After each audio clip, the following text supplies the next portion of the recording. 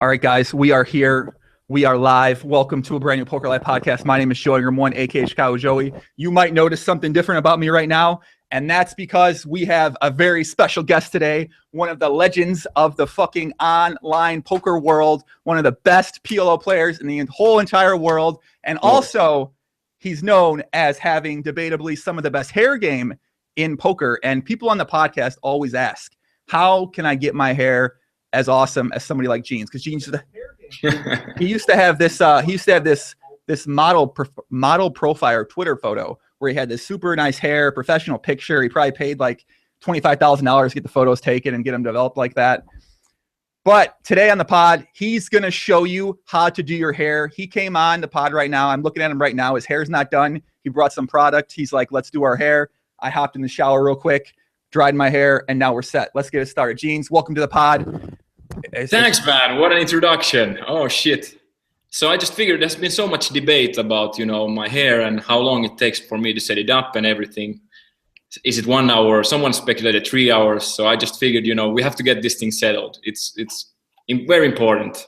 Okay, so you allegedly do not have any product in your hair already, because I feel like... No.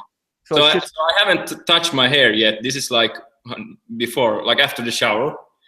And I have my top shelf for men control wax. This is the GTO hair gel. I brought a couple. I don't want to say how many hair products I have in the bathroom. I brought some grooming clay and some grooming cream, allegedly. So all right, so we're gonna go. So go ahead, Gene. Show all the guys out there that are looking to GTO-fy their hair. GTO's way of life. Okay. So do you want to take time or something, or maybe we just go like this? No, I'm learning from you. I'm learning. I mean, I debatably can do my hair well too, debatably, but you are playing at a different level. So we're gonna learn from you. More of a proof that it doesn't take very long to make the hair, as long as it's a good haircut. Okay, so let's go. So I take some hair gel. Wait a second. You have to have a good haircut going into this, right? I have a good haircut. That's why it's so easy to make this. Okay, guys at home, if you don't have a good haircut, you have to go get one first, but try along with us. That's the most important thing. What the hell? What is this magical product you have there? This is the GTO one. Holy crap, we need to get an affiliate account for this product here. You're going to sell a ton after they watch this. Guys at home, do this as well. Make sure your hair's dry. This is a very unique start to the pod. It's tough to see. I see myself so small, but yeah, it's about like this. So how long did it take? Half an hour, half a minute, I think. Yeah, that's not fair. Okay, so now we have the most important thing out of it. We have it settled. Let's start with the pod. What the fuck? How do you do that? Hold on. All right, well, now let me hold on a second. Let me try this. All right, give me. Okay, show me what you got. How do you do? What does that product? You need to send me a link to the product. Honestly, I need to know more about this product you have, because I'm convinced product makes everything. All right, I put too much. I just put a lot in because I'm going for this. Done. That's it. All right, I'm set. I'm ready to go. Yeah, that's okay. Hold on. Let me like take a couple more seconds here. All right, no, I can't. This is like a weird angle, Poppy.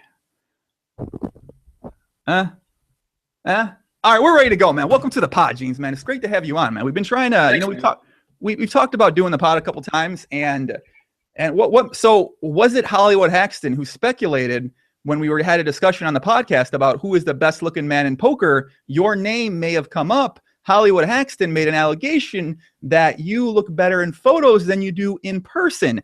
And I think that got you a little heated up because you sent me a message from the PCA. You're like, dude, we need a podcast together. Yeah, Haxton. I'm so heartbroken. I thought Haxton was my guy, Haxton. So is that the main motivation for wanting to come on the podcast? No, the first time you asked me, I think we talked about it once before, and that was like pretty long time ago. I wasn't really sure about this podcast of yours thing, but now, congratulations, it's really big now. So you have all the Daniel Negranus and everyone here. So I just figured, like, what the hell? Let's do this. And another thing is that you don't really gain much by like fame or recognition nowadays in poker. Like maybe like 5 years ago you could get good sponsorship deals, but those are pretty rare nowadays.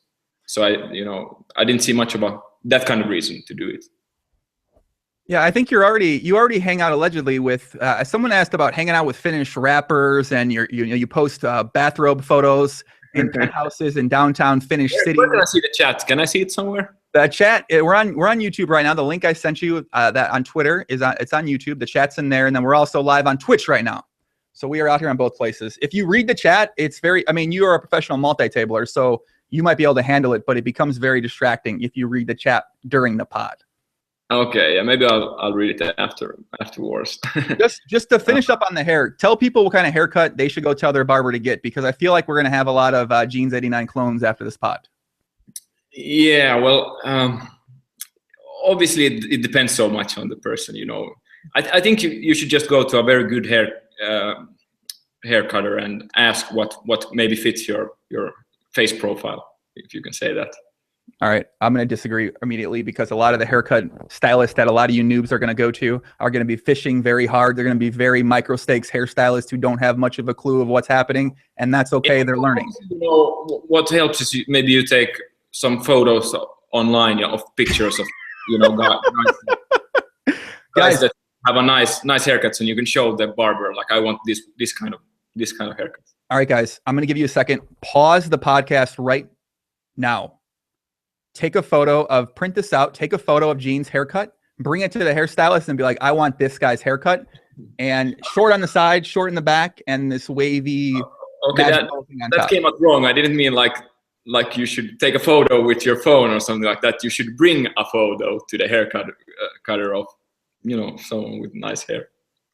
All right, guys, that's the GTO advice. If it comes from Jeans, it's got to be good, man. We're, you know, there's so many places to start here, man. I mean, where should we begin? I have to get the chat on, really. Can you send the link on Facebook, because I'm on this laptop and I'm not logged into Twitter. You know what, buddy? I will send you it to you right now, my friend. I will get it over to you right now. You just posted another $1 million graph on Twitter, didn't you? Yeah, but I'm not on this laptop. I'm not logged in. This is the one laptop I have working webcam on, so I had to use this one. I think that's independent of the $1 million graph, but you posted a graph on Twitter recently of your PLO play from 2015.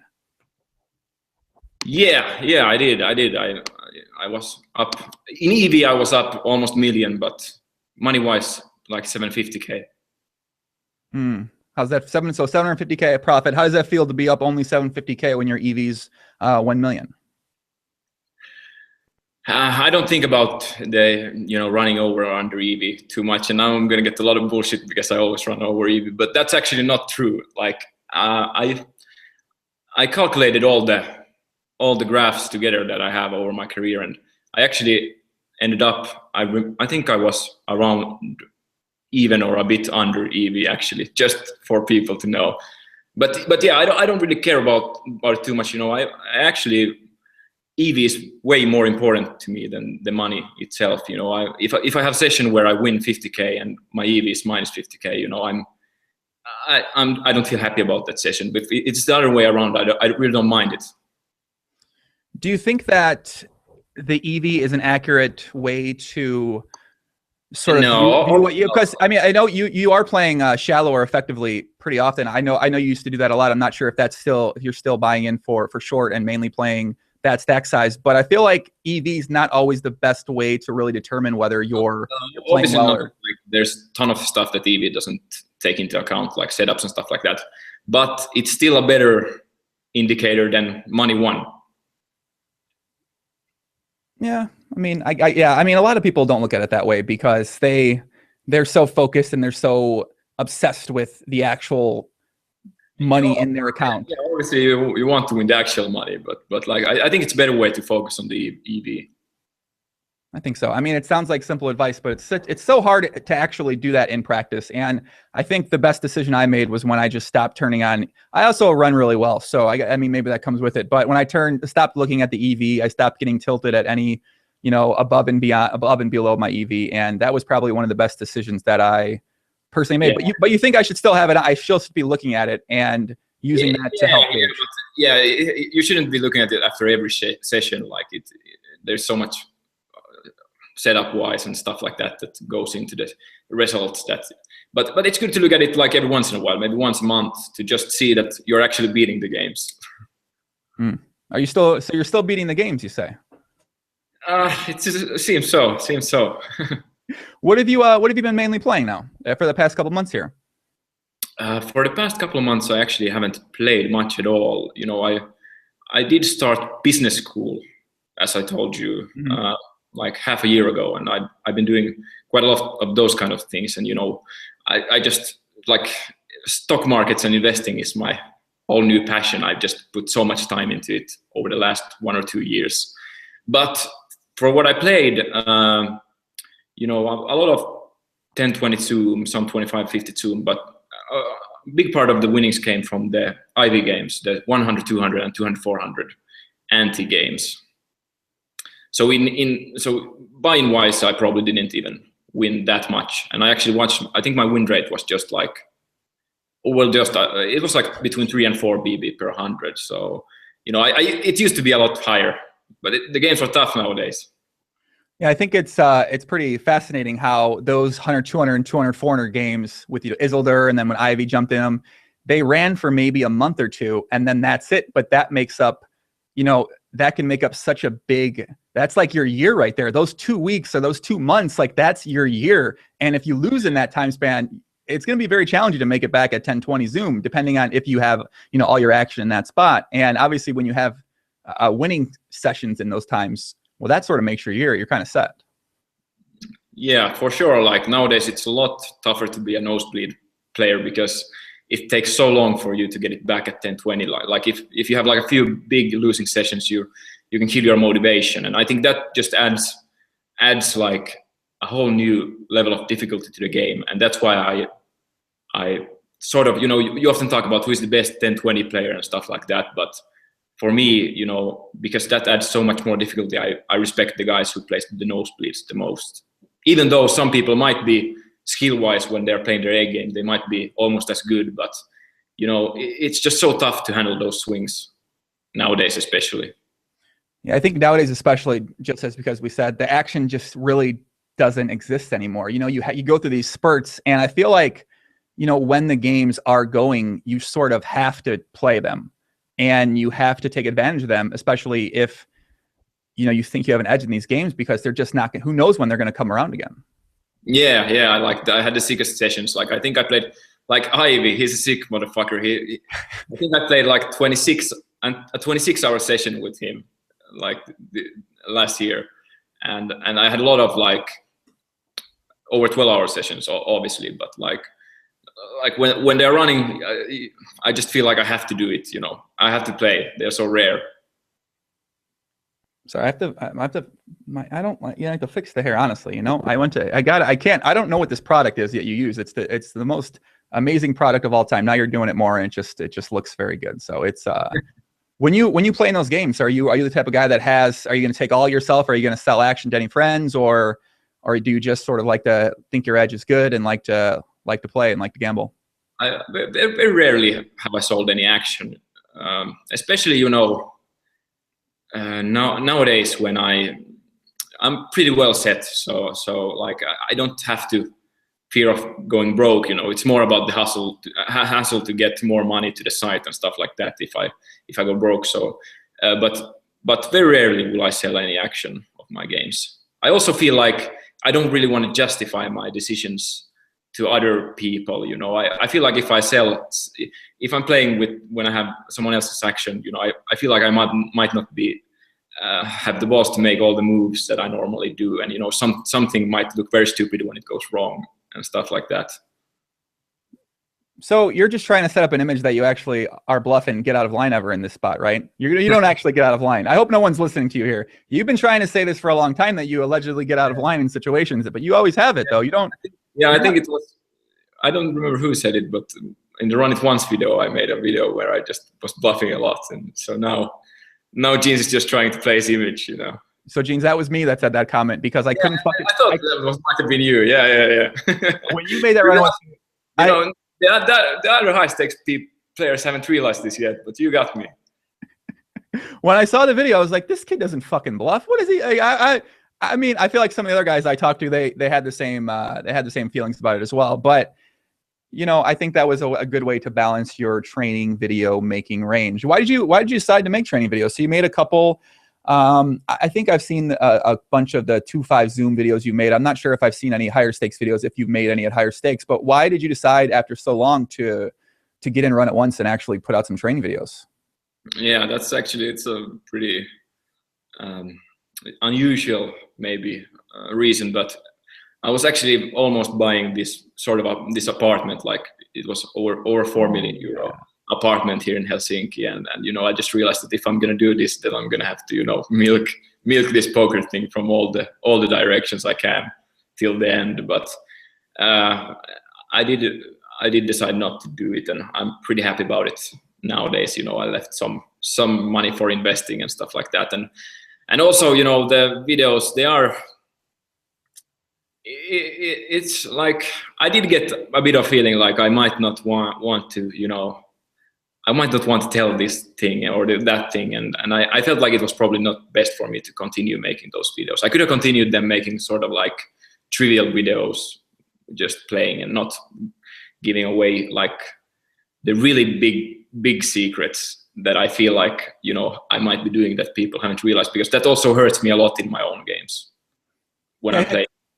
I think what could happen also is that you're sort of just playing your session, you're talking about things that almost seem standard to you, but to maybe a small winning 2.5 Zoom player, someone who hasn't quite broken through to have success at 5-10, 10-20, like there might be one or two things you say that sort of just clicks in their mind and they're like, wow, but to you, it's just normal. This is standard. This is what I do.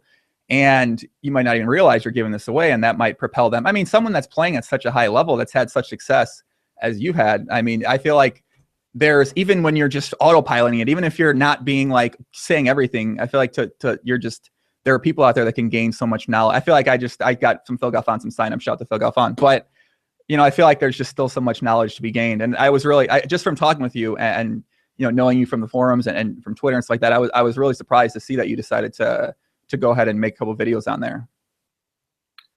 Yeah, that's understandable,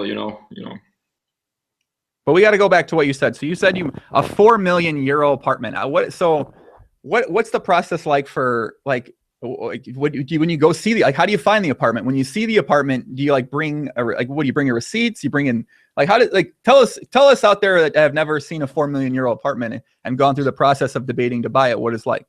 Yeah, well, Finland is in the end, there's not that many rich people in Finland, and the most and the expensive ones are in Helsinki. So I think most people almost know all the expensive, over 3 million apartments. There really isn't many of those, so they are kind of easy to find if they're for sale. And this one was just like the sickest one.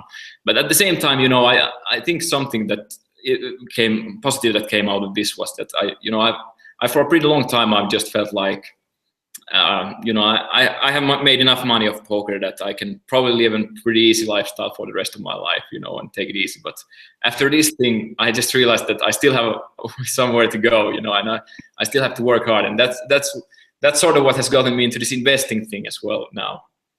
So it sounds like the investing has been going pretty well. I think we've talked, we had before on the podcast, he mentioned he was getting into learning about investing and he found it really fascinating. And so I feel like, do you think the skills that you learn at poker have been able to translate over to being good at investing, or do you feel like the learning curve might be steeper than you may have expected? For sure, the same skills apply in investing, and I guess that would be more like trading. But there's a lot more to the investing than just trading, And I still realize that I'm such newbie after 2 years of investing. It's not easy. It's a long project. It's going to be a long project. But that isn't to say that you can't increase your EV when investing in the stock market. So I hear a lot of people that are not going to invest in the stock market because they say they don't understand that thing. But that's just completely wrong. You don't have to understand anything about investing to invest in the stock market. The only thing you really have to understand is that it's a pretty efficient market. There are millions of pros all over the world that buy and sell this stuff, especially at the bigger market cap firms. So the prices are going to be very fair. Like you can't really make a big mistake by buying, let's say you buy a share of Apple today. You're going to get it for a fair price, even if you have no idea about the share. So I think a lot of people miss that opportunity. They just keep their money in some deposit in the bank or, as cash, when they could invest a part of it just into the stock market and expect that sort of, it's basically like thinking about it like that you're probably going to have between like a 5 and 10% EV per year with your money there. Obviously there's going to be swings. You can lose like 50, you might even lose 50% if it crashes. But like in the long run, you're going to make like between 5 and 10% probably. So you've been focused on stocks sort of such as Apple and things like that, or have you been getting into other things as well? Yeah. So the thing about the stock market is then that I don't think I can beat, the big stocks. If you invest in Apple, there are so many people, really smart pros who are investing in those. So I don't think there's an edge to be had there. What is easier is like look for like really small firms. Like let's say there's a Finnish firm. It's called Martela. It makes some. I invested in it. It makes some office chairs and stuff like that. And its market cap is like 10 million euros. Now it's like 18 million at this point. But like, so at the top you can get like 200k invested in there over a period of a month because there just isn't enough liquidity and shares. So like, there's no big investor with 100 million bankroll that's gonna even look at that stock. So the most of the investors are just going to be like newbies like myself, and then a few pros, who don't have that much money to manage. And those are situations where it's a lot easier to sort of beat the market, find something that is a bit too cheap and stuff like that. So guys, now everyone watching the podcast, you've learned a lot. So you've learned how to do your hair. You've learned how to go to your hairstylist, how to get a haircut. You've learned how to think about EV a little bit better. You've learned how to potentially think about investing in the stock market now. So we're already... You're already giving some wisdom out there to the people, man. How old are you? Are you 26. 26, kid. How does it feel to be 26? It's good. It's good. That's part of the reason why I started school. I feel like I'm still young. This poker thing, it started to be a lot more and more. It's not that safe, you could say. Maybe the future. There's a lot of risks to it. So another way out. So is your way out? You're thinking, as the games sort of get tougher, as people stop playing, as there might be some more nefarious activities happening in the online poker world and from many different, sort of sides, you're thinking that, start transitioning out of poker. But so when you do that though, do you feel like you still need to work hard to maintain an edge playing at the high stakes in those games? Or do you feel like your skill level is already, big enough to the point that you can still maybe not focus as hard as you used to at staying good or getting better? I think like at around like, I think 2011 and 2012 was really my peak. I think I was like really ahead of almost everyone. And I think a lot of the regs, they actually had like this feeling that this Jeans guy, they didn't really understand what I was doing. Like this guy never bluffs or something like that, which is like, if you really think about it, it's like a ridiculous statement to make because how easy it is to play against someone who never bluffs. If a person never bluffs, there's no way he's going to beat the highest stakes games. But there's still people that are going to think it, and if I can get into their heads, I can actually start bluffing them in really uncommon spots. And that's a lot that happened in 2011, 2012, because before that, like 2009, 2010, I was playing a lot stricter games. I had a game selection. I wasn't that good, not really thinking outside the box that much. I just had a really good basic game. I wasn't really bluffing that much. And, this image sort of stuck to people's heads. And when I really started, I can't tell the exact moment, but at some point I just really started understanding stuff and think outside the box. And I really raped some people that, had certain images of me. But now, the games have gotten tougher, every year. And I don't even think I'm the best anymore, obviously. And obviously it's going to continue that way, especially if I'm not going to work on my game. But the thing is, like, I don't think it's necessarily worth it for me to work too hard on my game if the nosebleeds aren't going to be running. because I'm not going to be playing 10-20. If the biggest game that runs is like the ones that have been run now, like 10-22, and maybe sometimes a really tough 25-52 pool, that's not in it for me anymore. Like I have made that much money that it's not worth it for me. If let's say I had like less than $1 million to my name, you know, I would be grinding those games really hard, but nowadays it's not worth it. So if the nosebleed games sort of dry out, as you said, like Ivy played for like 1 month or something, and that was most of my wings. Like if Ivy hadn't come, you know, there wouldn't have been almost any nosebleed games running. So I guess that's the problem. That sort of kills my motivation to work on my game. Are you playing any live games as well too, or is all your play mainly just online? Yeah, I've tried to travel a bit more and play the live games. You know, I played some high stakes games like in Prague and in Amsterdam and in Barcelona. You know, those are obviously games that are still going to have value in the future as well. But even in those, there are some things that I don't like there's a lot of politics to the games. Like in Prague, for example, the Lyon game, you know, I couldn't get there, and almost no other pros could get there, and like that's a bit tilting. But there was running like a 200-400 PLO game on the side, so it was fine. But yeah, definitely trying to find some good live games. People are asking in the chat, who do you think the best is then right now? You don't want to say. I mean, if you think that's too much information, that's fine. Just say that. I can understand that. I would not think, you know, it would probably have to be, you know, I really couldn't say, you know, it's hard to say because like the top guys are so good. Like let's say Ben Tollerine and Sauce, you know, they're obvious guys, and you know, I guess I would have to pick those guys, you know, as the best. But you know, there are a lot of other, you know, who are not maybe as GTO oriented, but are still like all pretty much as good, like Room and Very Sweet and stuff, guys like that. So you know, I think the GTO thing is also sort of used a bit wrong, because like all the top players, you know, no one is playing even close to GTO, you know, that's for sure. I promise you that. If we get a GTO solution in like 10 or 20 years, you know, it's going to be way different from what Sauce is doing right now. But everyone, even the Room and me, we are thinking a lot about being balanced and having a balanced, you know, I might not have a racing range in some spot at all, because I would feel like I'm more protecting my calling range in a spot and be more balanced that way. And, you know, constantly thinking about that kind of thing.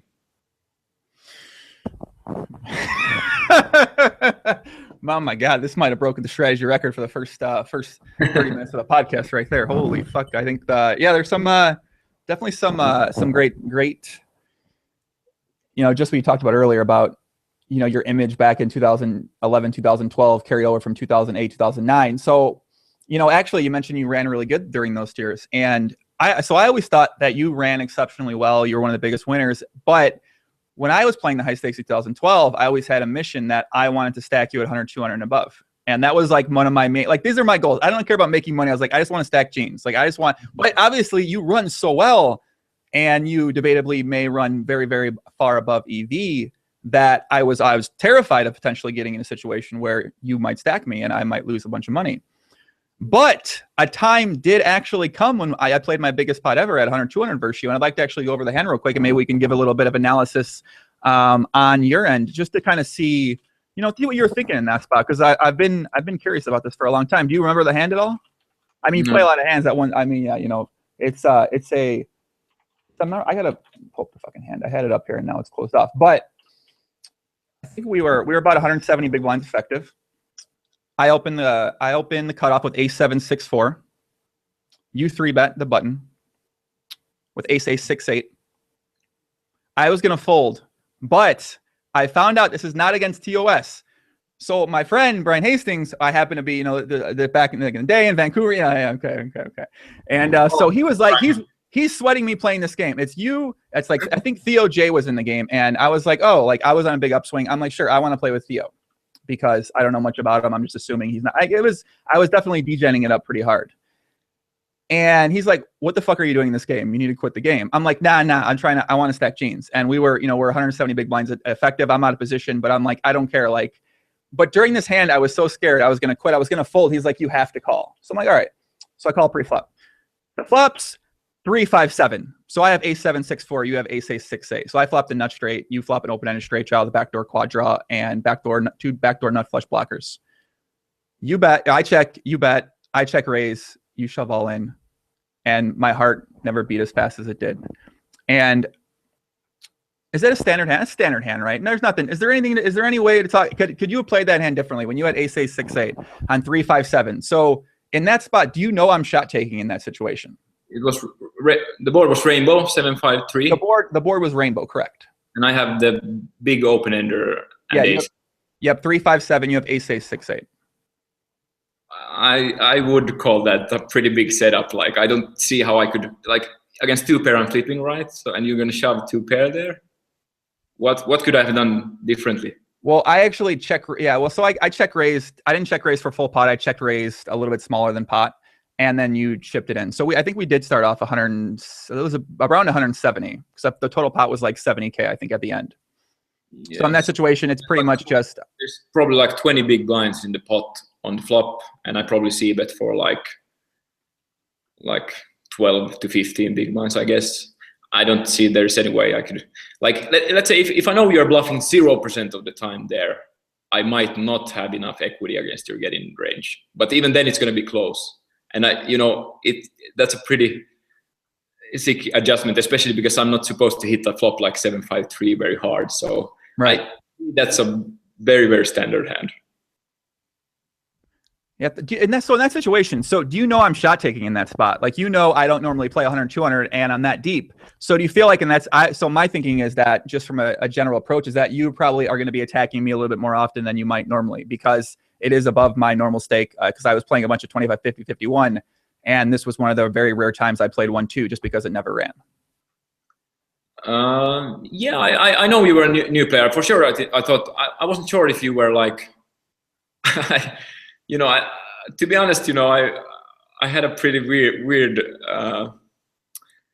Let's say you were very far from GTO, your playing style back then. I don't know, like if you were on your way down at that point, but like I remember like this guy,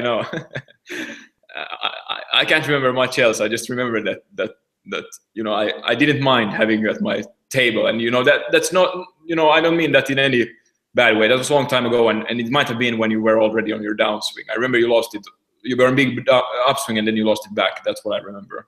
Well, this was during my upswing part, because I wasn't messing with recreational activities, and then once I had a big upswing, I decided that it would be smart to then play poker while also maintaining a very late night lifestyle that may or may not have been GTO to be playing high stakes poker and be playing more than 10 tables at one time. So that was sort of the downfall of that part of my life, kid. That was not. No, and I can relate to that.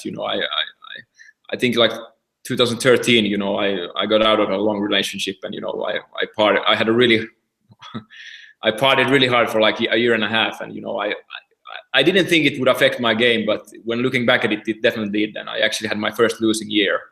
I think it was 2013. Really? So, yeah, definitely matters.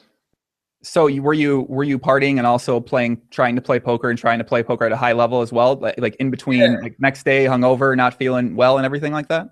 Yeah, exactly. Like and I might be going out like 2-3 times a week, and I was always in hangover playing. But I sort of like I just felt like this is that. At the time I didn't think it was affecting my game, but it has to affect anyone's game, And obviously you have a lot of different things going on, also like stuff you want to do, and maybe some girls who are texting and stuff like that. So it messes with your mind.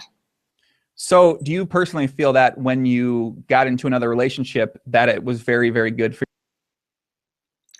you? Yeah, for sure. For me, it's the stabilizing effect, like you don't have as much.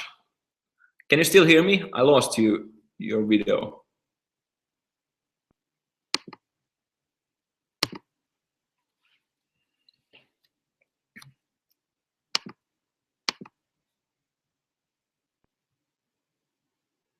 Are you there? I got disconnected, Poppy. Ah, okay, it was you. Yeah, yeah. Okay, okay. I thought it was me. Can you hear me? Yeah, I can hear you. Yeah, I got kicked Yeah, out of yeah. here. So what I was saying is that I definitely think it's a big difference, especially for me. You know, the stabilizing effect, or how you say it. You know, just that you don't have. You know, when when you're in a relationship, your highs and lows are not going to be that. You know, it's not that big of a difference. At least for me, you know, as when you're single, you have so much, you know, different stuff happening in your life. Yeah. You know, I feel like I've always thought that being single was the best for me to be playing poker at a high level, because especially when you're playing high stakes, the schedule is not defined. The games run sporadically. They might run for a long time. You might just need to, play a 26-hour session when Phil Ivey's playing.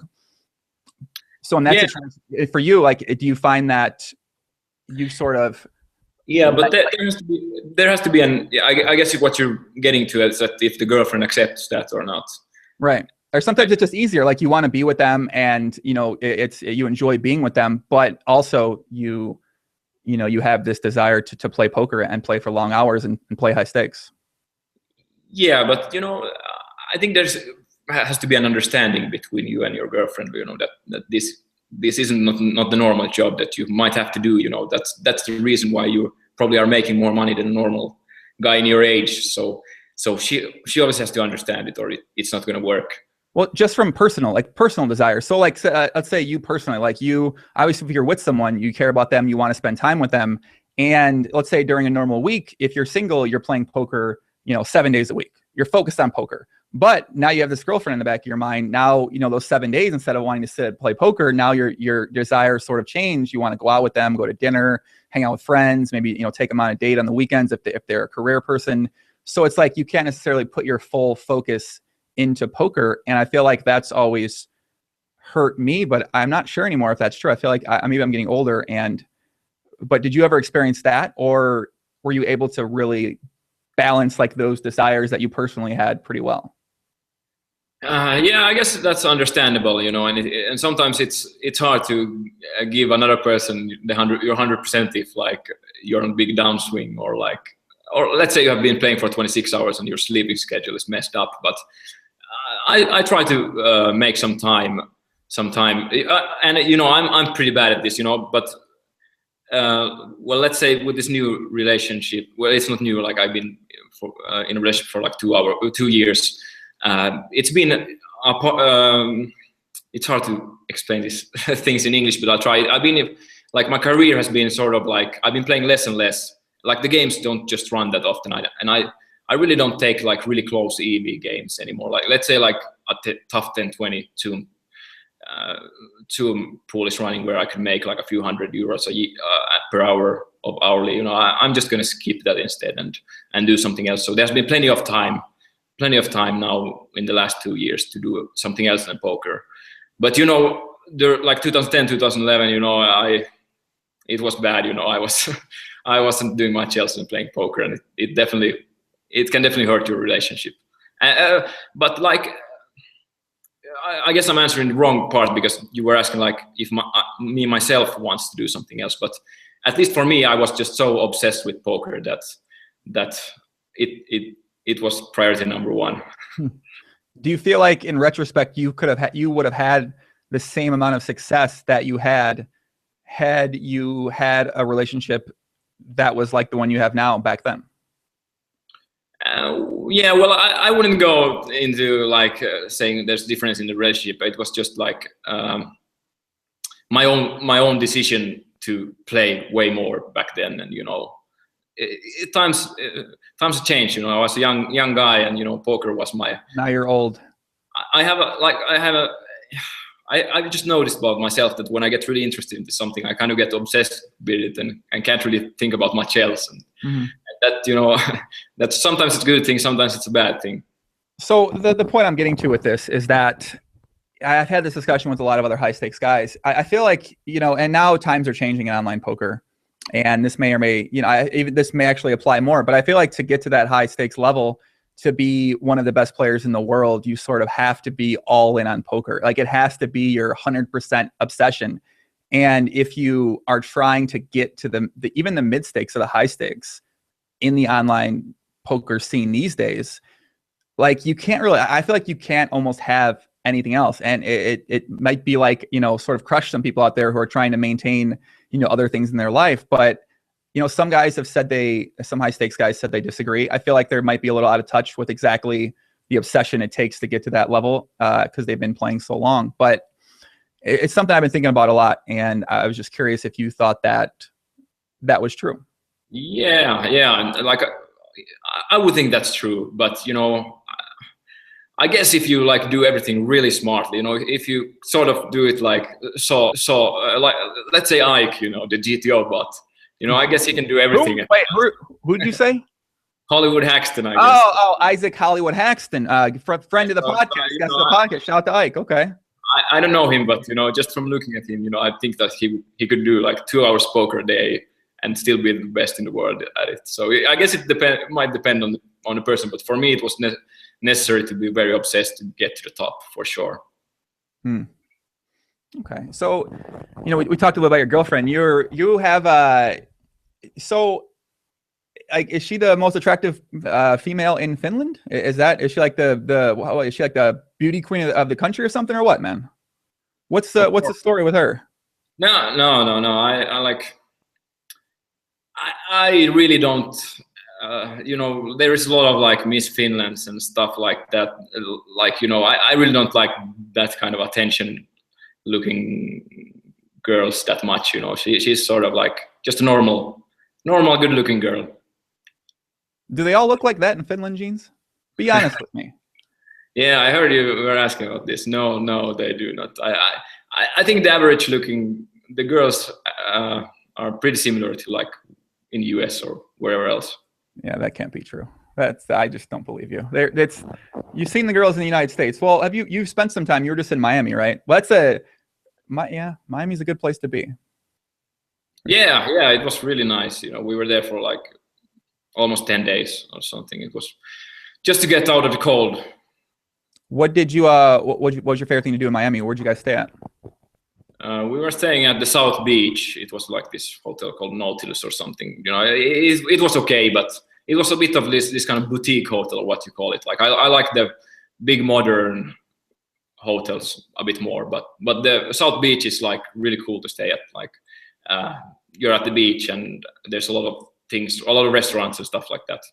Yeah, I stayed at some of the boutiques on South Beach, like the smaller hotels. Like the rooms are a little bit older; they're not very updated. The nicer hotels, I mean, they're pretty sweet. But I do kind of enjoy the little. I don't spend much time in my room anyway when I'm traveling a lot. So it's like I sort of enjoy the little like I like the scenery in like the boutique hotels. They're so old. There's so much history down there in South Beach. It's such like a legendary place to be. And so much has happened down there. So I enjoy it. What was your favorite thing to do down there? Yeah, and by the way, I just looked at chat, so I just have to, you know, correct my earlier statement about Miss Finlands. You know, I know a few of them, and you know, they're all great persons. But like a lot of the competitors are, you know, they go to that competition to get some, you know, publicity or whatever. But there are a lot of good people as well there. I can't believe we're having this discussion right now. Where there's an actual. Okay, so what are you asking? There's an actual serious discussion right now. Gene is actually taking that comment about Miss Finland's. He's actually he's had experience there. It sounds like he's ran some simulations in the lab there, puppies, and he's. No, it's just Finland is like a really small place. Everyone knows everyone, and you know, there's actually this like Sara Shafak, Pokerstars. I think Pokerstars sponsors her and everything. I know her, and she's a nice girl, and, you know. Okay, I believe. But yeah, what were we asking? Let's continue. I was going to follow up on that, but we're going to go to that. So, what was your just down in South Beach? What was your favorite thing to do down there for people? Because I know a lot of people go to Miami, and it's a great place. But I'm always, you know, there's so much to do, and I don't necessarily have a favorite thing. So, what was the favorite thing to do down there? What was the favorite thing? You know, it would have to be just being in the sun and, you know, getting the tan. I love just laying in the sun, and I do that like many hours a day. But we were a bit unlucky. You know, with the weather. Yeah, the weather in the Bahamas too for PCA was not sunny the entire time down there. Yeah. Someone in the chat, KJ says, "Who cares about women? Talk about poker high stakes lifestyle." So KJ, you're probably a losing poker player, and that's fine. A lot of people lose at poker, but this is the high stakes lifestyle. This is what happens when you get to, like, Jeans wasn't doing this when he was playing. I don't know if he ever actually played mid stakes. Did you play mid stakes ever? Did you just immediately start being one of the biggest winners at 2550? Yeah, I think that's the thing. I was like really fast. I rose in ranks really fast. I think like beginning of 2008 was the first time. Like 2007, I played some free rolls, but 2008 was when I started real money. And at the end of 2009, I guess I was already playing, taking shots to nosebleeds. So it was less than two years between starting and nosebleeds. Less than 2 years. Yeah, I would say that. I might be wrong, but I would say that like around 2 years. Yeah, taking with my first shot to the nosebleeds, I would say. You know, it took a while to really start grinding them as regular. That's pretty sick, man. Is this actual Johan5390 in the chat, or is this another Johan? He says, "Ask him." We'll get to that later. What do you think about Pokerstars? They changed 2550, and I'm not sure 51 maybe too. It used to be all Zoom for PLO, and now they added regular tables. And I saw there was some discussion amongst the high stakes regulars whether they liked or disliked the changes. From your perspective, do you like those changes, or do you think that was the ecosystem on high stakes PLO on Stars with only being Zoom, was that fine? You know, honestly, I haven't really looked at the lobby too much in the last, like, they're pretty new changes. Like, when did it? Like 1 month ago or something like that. 2 days after the Kanu podcast, they came into play. Okay, I don't. A month ago. Yeah, a month ago. A month ago. I think I don't remember the date. But yeah, anyway, so I guess, you know, as the trend we're seeing, like it's very predatory. Like you know, it doesn't really work with the normal tables, I would say, anymore, because, well, at least I don't get a seat at the normal table. I have no chance of getting a seat unless, you know, I'm there starting the table. So you would have to at least get rid of the seating scripts to begin with, for it to be a good thing. But also, I think the Zoom has to be like a more fair. Like, it's not fair against the table starters because no one has an incentive to start the tables, but it has to be a more fair way to sort of share the fun player, if you can say that. Like, it's better for Pokerstars as well as for the players, I would say, Zoom poker. Interesting. So you think the ecosystem as it is now with regular tables is pretty unfair with the seat scripters, but you also think that Zoom is sort of unfair as well because...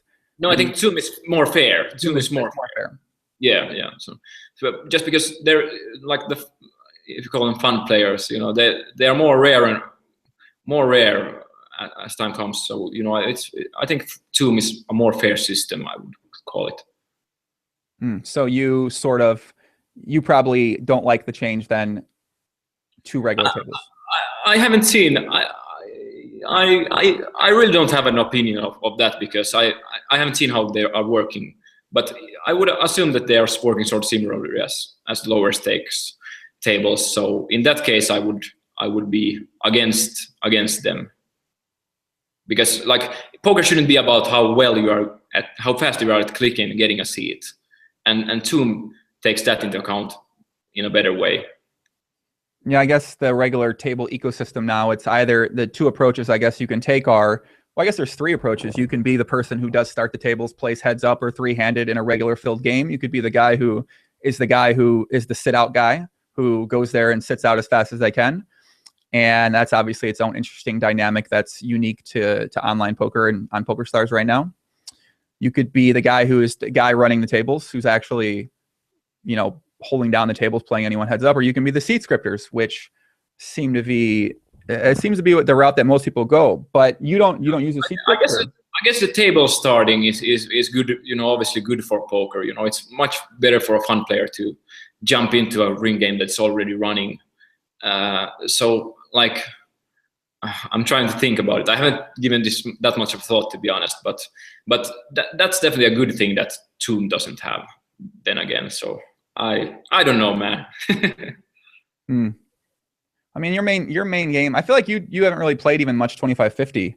You're just mainly playing 51 and 1. Even I don't even know how much 51, mainly 1-2 when those games ran. No, I played some 10-20 and 25-50 and sometimes the 10-20 ante tables when I can get into them. But yeah. Especially now when I'm focusing so much on school, I really don't have time to like keep the tables open and trying to jump into the games. But that's not to say, like, if I was more active and tried to start the games, I would definitely get into them more as well. So in a way, that's a good way to reward those who actually are willing to battle and start tables. Yeah, that's sort of the way that I've looked at it, is that, it gives an incentive to the regulars to get in there and play and battle. And obviously a lot of people don't like to do that. The variance is high. It's much more challenging than having, a fun player to your right, or being in a pool with a fun player with one end. I mean, it might actually be more challenging, because if you're a regular who's shot taking in a 25-50 Zoom pool and your normal stakes is 5-10 and 10-20, and there's one fun player one fun player with one entry and a couple kind of fun regs with 1 or 2 entries, and then a bunch of the best players with 4 entries, it's certainly debatable how plus EV, if at all, you are in that pool as someone who's shot taking. But I don't know. I'm thinking about this a lot, again, because a lot of people seem to like Zoom better. That's definitely, the Zoom sucks for the weaker regs. That's obvious. Obviously you would like, once you get your own seat, you would like that no other regs can join the table after that anymore. But then again, like, is it really fair to take the weak regs opinions about this when it should be more about what's good for the site and what's good for the games? And I actually think, now that I thought about a bit, almost all the debate about this is about starting the games. So if we have a pool that is running like 24/7, like I think like 1-2 is at least running, I think Zoom is a lot of a better system than the regular tables. When we go higher stakes where they might not be running always, then it gets a bit closer, because there are these table starting things. Yeah. I got to give a shout out to my little brother, 22 Andrew Cool, aka Big Dog, aka Yardstick, aka Stallion, watching from school right now. I am very happy that our parents are paying for your education, which is a lot of money, while you're at school watching the podcast with Jeans. But thank you for tuning in, little bro. I hope to see you soon. Thank you for being awesome, dude. Keep up the good work. Yeah, keep crushing it. But seriously, mom and dad are paying a lot for this right now. So get the fuck off the computer and go do something productive, man. Step your grades up, kid. Come on. All right. So let me, what'd you say? That was a good speech for your little brother. He's the man. He's been on the podcast a couple of times. Do you have any siblings, Jeans? Yeah, I have an older brother, a younger brother, and a younger sister. What does the family think about your poker adventures, exploits, and adventures? In what way? Well, obviously you're very successful. You're doing very well. You live a lifestyle that's very probably unique for people you know. Do they love the lifestyle? Do they question the lifestyle? Are they supportive? Or what kind of vibe and what kind of feeling do you get from? No, they are just really supportive, and obviously happy for me. That I made it as well as I have. I think my mom was a bit worried, back when I started out, and I sort of started as the last year in Finland. It would be gymnasium, so I think for the US equivalent it would be high school, like when you're 18. That's around when I started. And I didn't really focus on we have like big last exams when we get finished that school, and I didn't really focus on those. I mostly focused on poker. So she was a bit worried, but pretty quickly after then I won a few big tournaments, and after that it worked out. So did you start off as a tournament player, Jeans? I didn't know this about you. No, I've always been a cash game player, but I've been playing tournaments on the side, just more as a hobby. Do you think that you're doing well in these tournaments? I guess I'm assuming you're playing higher stakes tournaments, and you don't have much, like, you're not thinking about tournaments as often as the other regulars. So in theory, that might make you minus EV. But we've also seen a lot of, high stakes PLO players who have no limit background do well in these high stakes tournaments when they decide to play them. Yeah, that's an interesting question. Like 5 years ago, it was very obvious you had clear edges, but nowadays it depends. I guess it depends a lot on the tournament. Like if I join a 50K high roller, I play those occasionally. Probably I'm not gonna have an edge, but I don't think I'm going to be that much of a losing player either. But for like an EPT 5K EPT main event, there are just still so many fun players, and that's I would be surprised if I would be a losing player in those. But I wouldn't rate my tournament skills very highly. Have you played many PLO tournaments in your life? Not a few, I guess. We have in Finland we have a few a year. I played those, and then in Vegas I played the 10K PLO at least once, maybe twice. How do you feel? Because you played shorter stack sizes effective for you mix it up, like you play deep in the deep games. You're good deep. You're good 100 big blinds. You're good short stack. Like you're pretty much really good with any stack size. And how do you find that your ability playing that stack size in cash games translate over to PLO tournaments where the effective stack size is like 12 to 30 big blinds the majority of the time? Yeah, I think like in the PLO tournaments, you can just get so sick edges. People are just playing way too tightly for because like when they start out, maybe you get a 20K stack and the blinds are really small, but like a lot of people don't really think about the game in big blinds. They still feel like they like how do I explain this? It's just that you get a lot of folds when you open for the minimum. Everyone folds and you pick up the blinds. And also what usually happens is that people don't really 3-bet anything else than aces. So the optimal game really comes to opening a ton of hands and just stealing blinds. And I think you get huge edges in those PLO tournaments. And yeah, to your question, obviously it helps to have a lot of experience, and especially I always try to play with the shortest possible stack, as you have mentioned. I just think like it's not because stop. We're not going to get into the short. No, that's all we're talking about. We're not finishing that thought. I don't want to know. We're not talking anymore about short stack and PLO. Chris Eichlin in the chat says, "Hey, big puppy, listen to Joe Rogan, Fighter, and the Kid, a few other podcasts before finding yours a year ago. Now you're the only voice plus your guest I hear every single day." But I understand you saying that. But I just have to say that like almost all the top pros nowadays are doing that. Okay, let's quit that. We cannot advocate. We can't advocate short stacking in the great game of Pot Vanoha where you get 4 cards. It's no strat, guys. Sorry, guys. You guys gotta. Well, you kind of already talked about it though. So basically, but in PLO tournaments, it's sort of ideal not to be like if your stack size is, if you're 16, 18 big blinds effective, it's almost proper to not be 3-betting anything but aces, really. No, I disagree, because what happens in the tournaments, because no one 3-bets anything else than aces, what actually ends up happening is people fold a lot to 3-bets. So what I actually like to do is when I notice someone is, a lot of people play the same style as me, opening a lot, but they don't want to get into high variance situations. So they will min open, but then they will fold to the 3-bet. So I might start 3-betting them with all sorts of double suited garbage that still does okay when you get it all in. Yeah, I mean, I just from playing some PLO tournaments this summer, I found them very interesting. Like I enjoyed them just because it was it's like a different. It's not really like PLO cash games at all. It's just its own little intricate thing. Your c-bet sizes are so much smaller. Your turn bet sizes are so much smaller. Whereas in cash games, you can be. I feel like the ways you exploit these approaches to the game is just so much different in tournaments as it is in cash games that it's just like a whole new challenge sort of thing. They just aren't very prevalent in online or live though, which is sort of the issue. Yeah, and also, a PLO tournament is going to have a lot of, pretty bad players. And I would say still, and it's always been my specialty, has been to exploit the weaker players to the maximum. I will make some really, really fast adjustments and stuff like that to when I see just 1 or 2 pots they play. And in a tournament that amplifies that thing when there are so many weak players.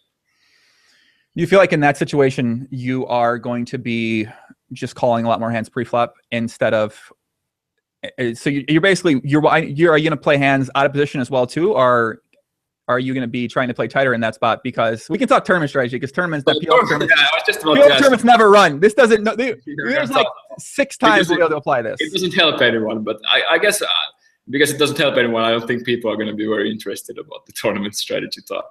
You know what? The podcast is about what what I'm interested in because it's the pod. And this is something I've thought about this so much because I really love them. But then you play tight and then you get 3-bet with by kings and you have aces, you go all and you lose. So it's sort of like, and then you I hate tournaments. So yeah, man, Pete, my buddy Pete from High Stakes Database. Shout out to him. He writes up very good reviews. A lot of people write up some good reviews of the podcast. If you want to check them out on Poker Update and on High Stakes Database, if you can't watch the long podcast, you can read the reviews they put up there. Do you watching the podcast, Jeans? Do you have any guests that you've enjoyed seeing on? Yeah, I watched some when it started out, and now I watch it once in a while. Now I watched a few before this just to sort of get a feel of where your podcasts are going at the moment. Usually I will watch 1 hour or something about it, and they've been very long lately, and I haven't had the time to watch them to finish. But I'd like to watch some more. What could make you watch more? What if it would be shorter or timestamps that sort of talk about when things are discussed in the episode? Just for me, that's why I sort of talked with you beforehand as well. That maybe we should try to keep it a bit shorter. For me, I would watch a 1 hour podcast. I shouldn't say this because I'm sure a lot of people will enjoy the 3 hour ones as well. So I shouldn't say this. For me, if you keep all the important stuff in 1 hour, I would maybe rather watch or be more likely to have watched it.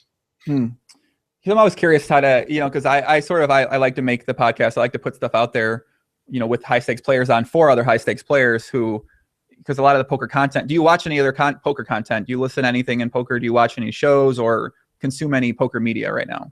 No, I used to watch everything, like the high stakes pokers and stuff like that. But nowadays it's been very little. I guess your podcast is one of the few things I do watch every once in a while.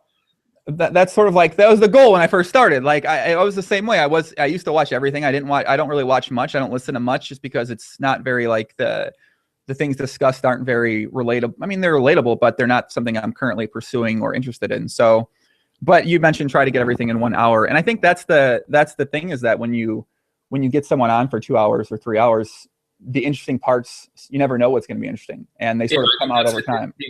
Then I try to skip a little bit, but then I might skip over something interesting and stuff like that. Mm-hmm.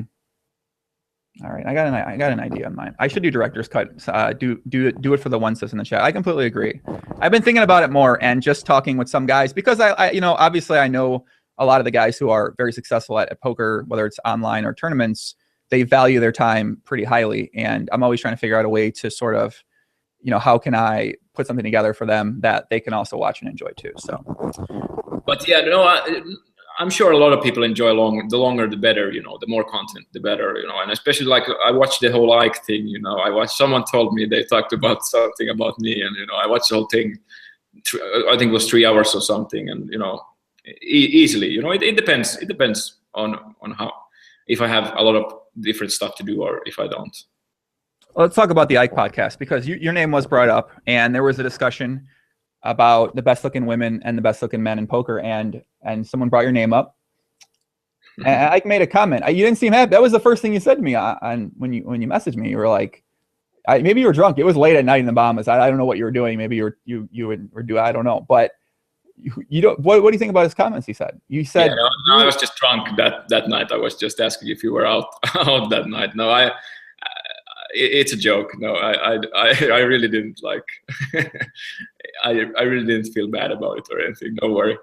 Who do you think is do you follow much poker? Who do you think from that? Because so the discussion me and Ike had was who is the best looking men and women in poker, and I think we decide on a guy? I don't think we really even talked about any guys really. We just sort of brought some names up. And who do you think the best looking woman in poker is? Just best men or women? Yeah.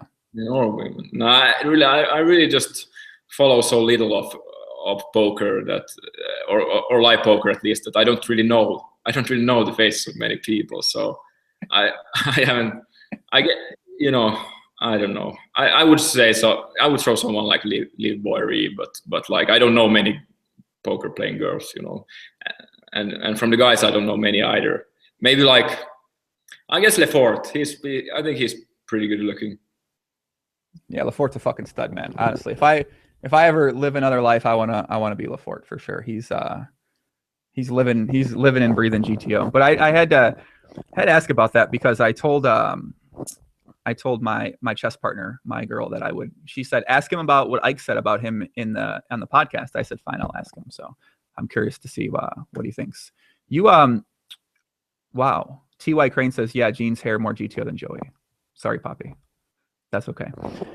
You know, you mentioned you went to business school, and I found that sort of surprising because you see a lot of guys who have success at poker. They sort of assume that they know it all. They know everything, and they just start a business. What made you decide to actually want to go to school and learn from that way when, you know, there are a lot of resources online you could use to learn as well? Yeah, the investing thing, you know, got me into it. I read a lot of books and stuff like that, and then I just realized that there's a lot of, you know, courses that are talking about exactly the same thing. So I figured, like, if I put a little extra effort, I might get, you know, a degree. I'm probably not going to be doing much with the degree. Like, I'm not going to go work for someone else, but you know, I have this, for some reason, I have big motivation to do big things in the business world still. So it helps, you know. If I want to get some, let's say I want to get a lot of investors, I have a good project, you know, it definitely helps that I have like a business degree as well, you know. Just if I go and tell them that I'm a poker player, you know, a lot of people don't understand that. But, and, like, you know, go ahead. Yeah, but like, it's not like I just wanted to get this degree, but it's because I wanted to learn these things, and I can learn them the same way, or by not doing too much extra work, by doing it in the school at the same time. So I figured, you know, I kind of get two birds with one stone.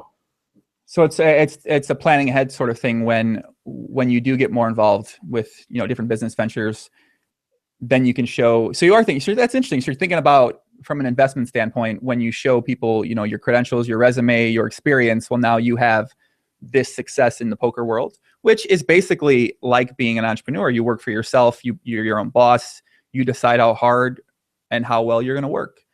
So, but you sort of can combine that with the business degree, and you feel like that's going to give you more success in any future endeavors that you get involved with.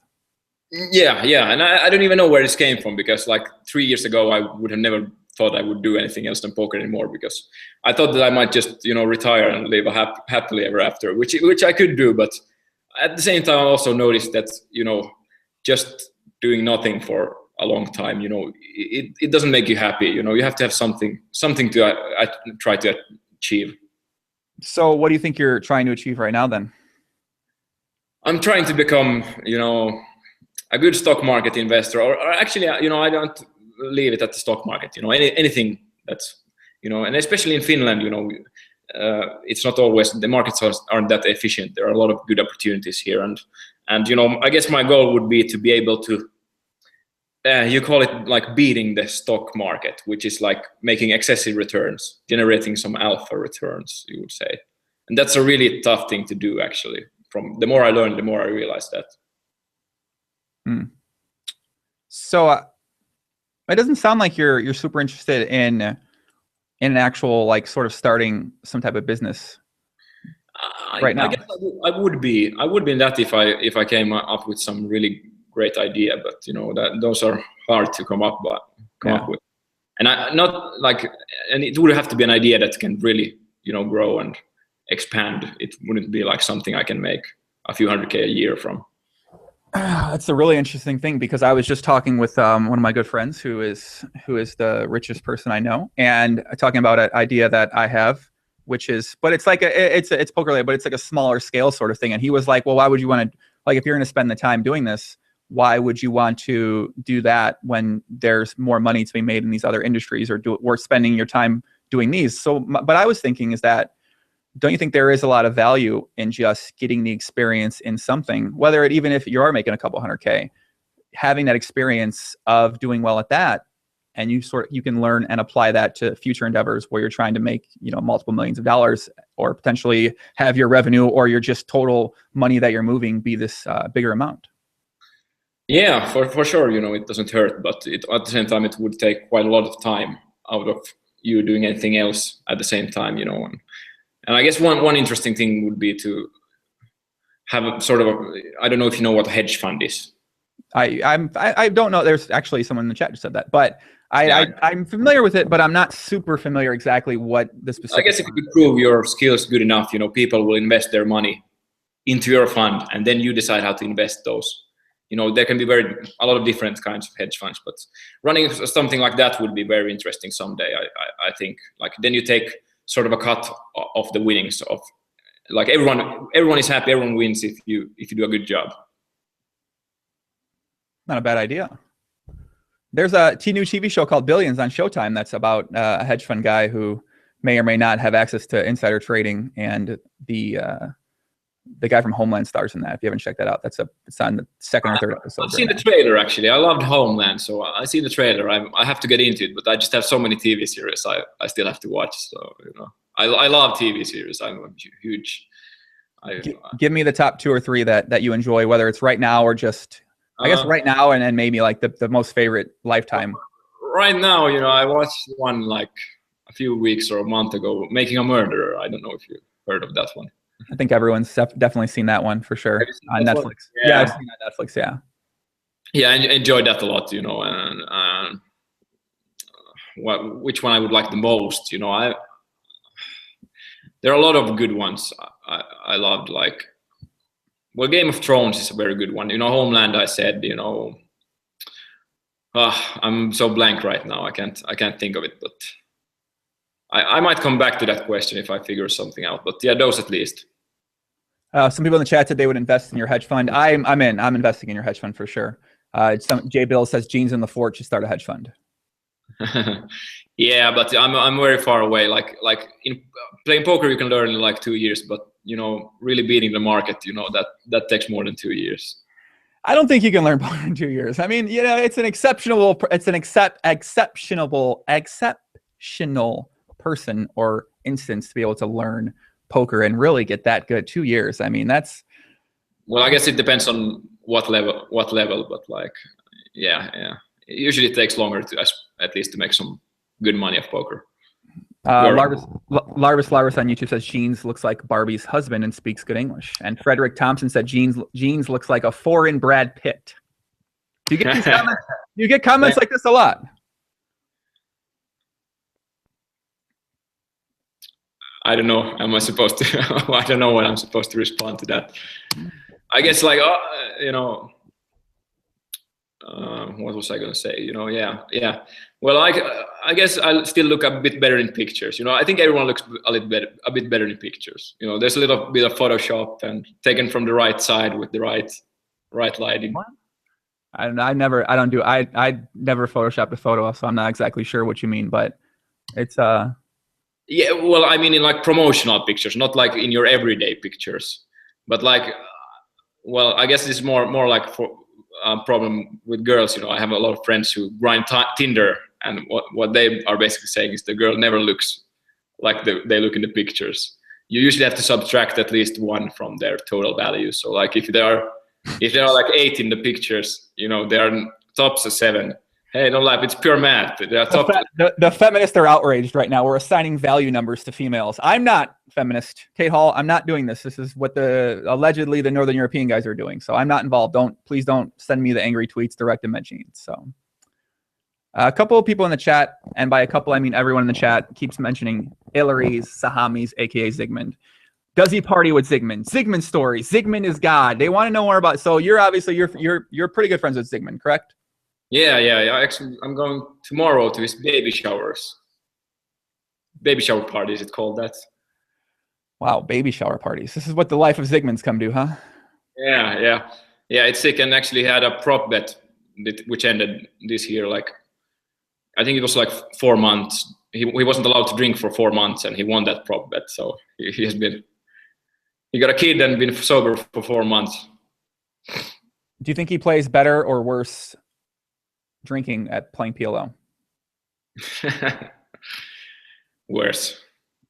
What does he think about all the discussion that he, like, his image is very interesting.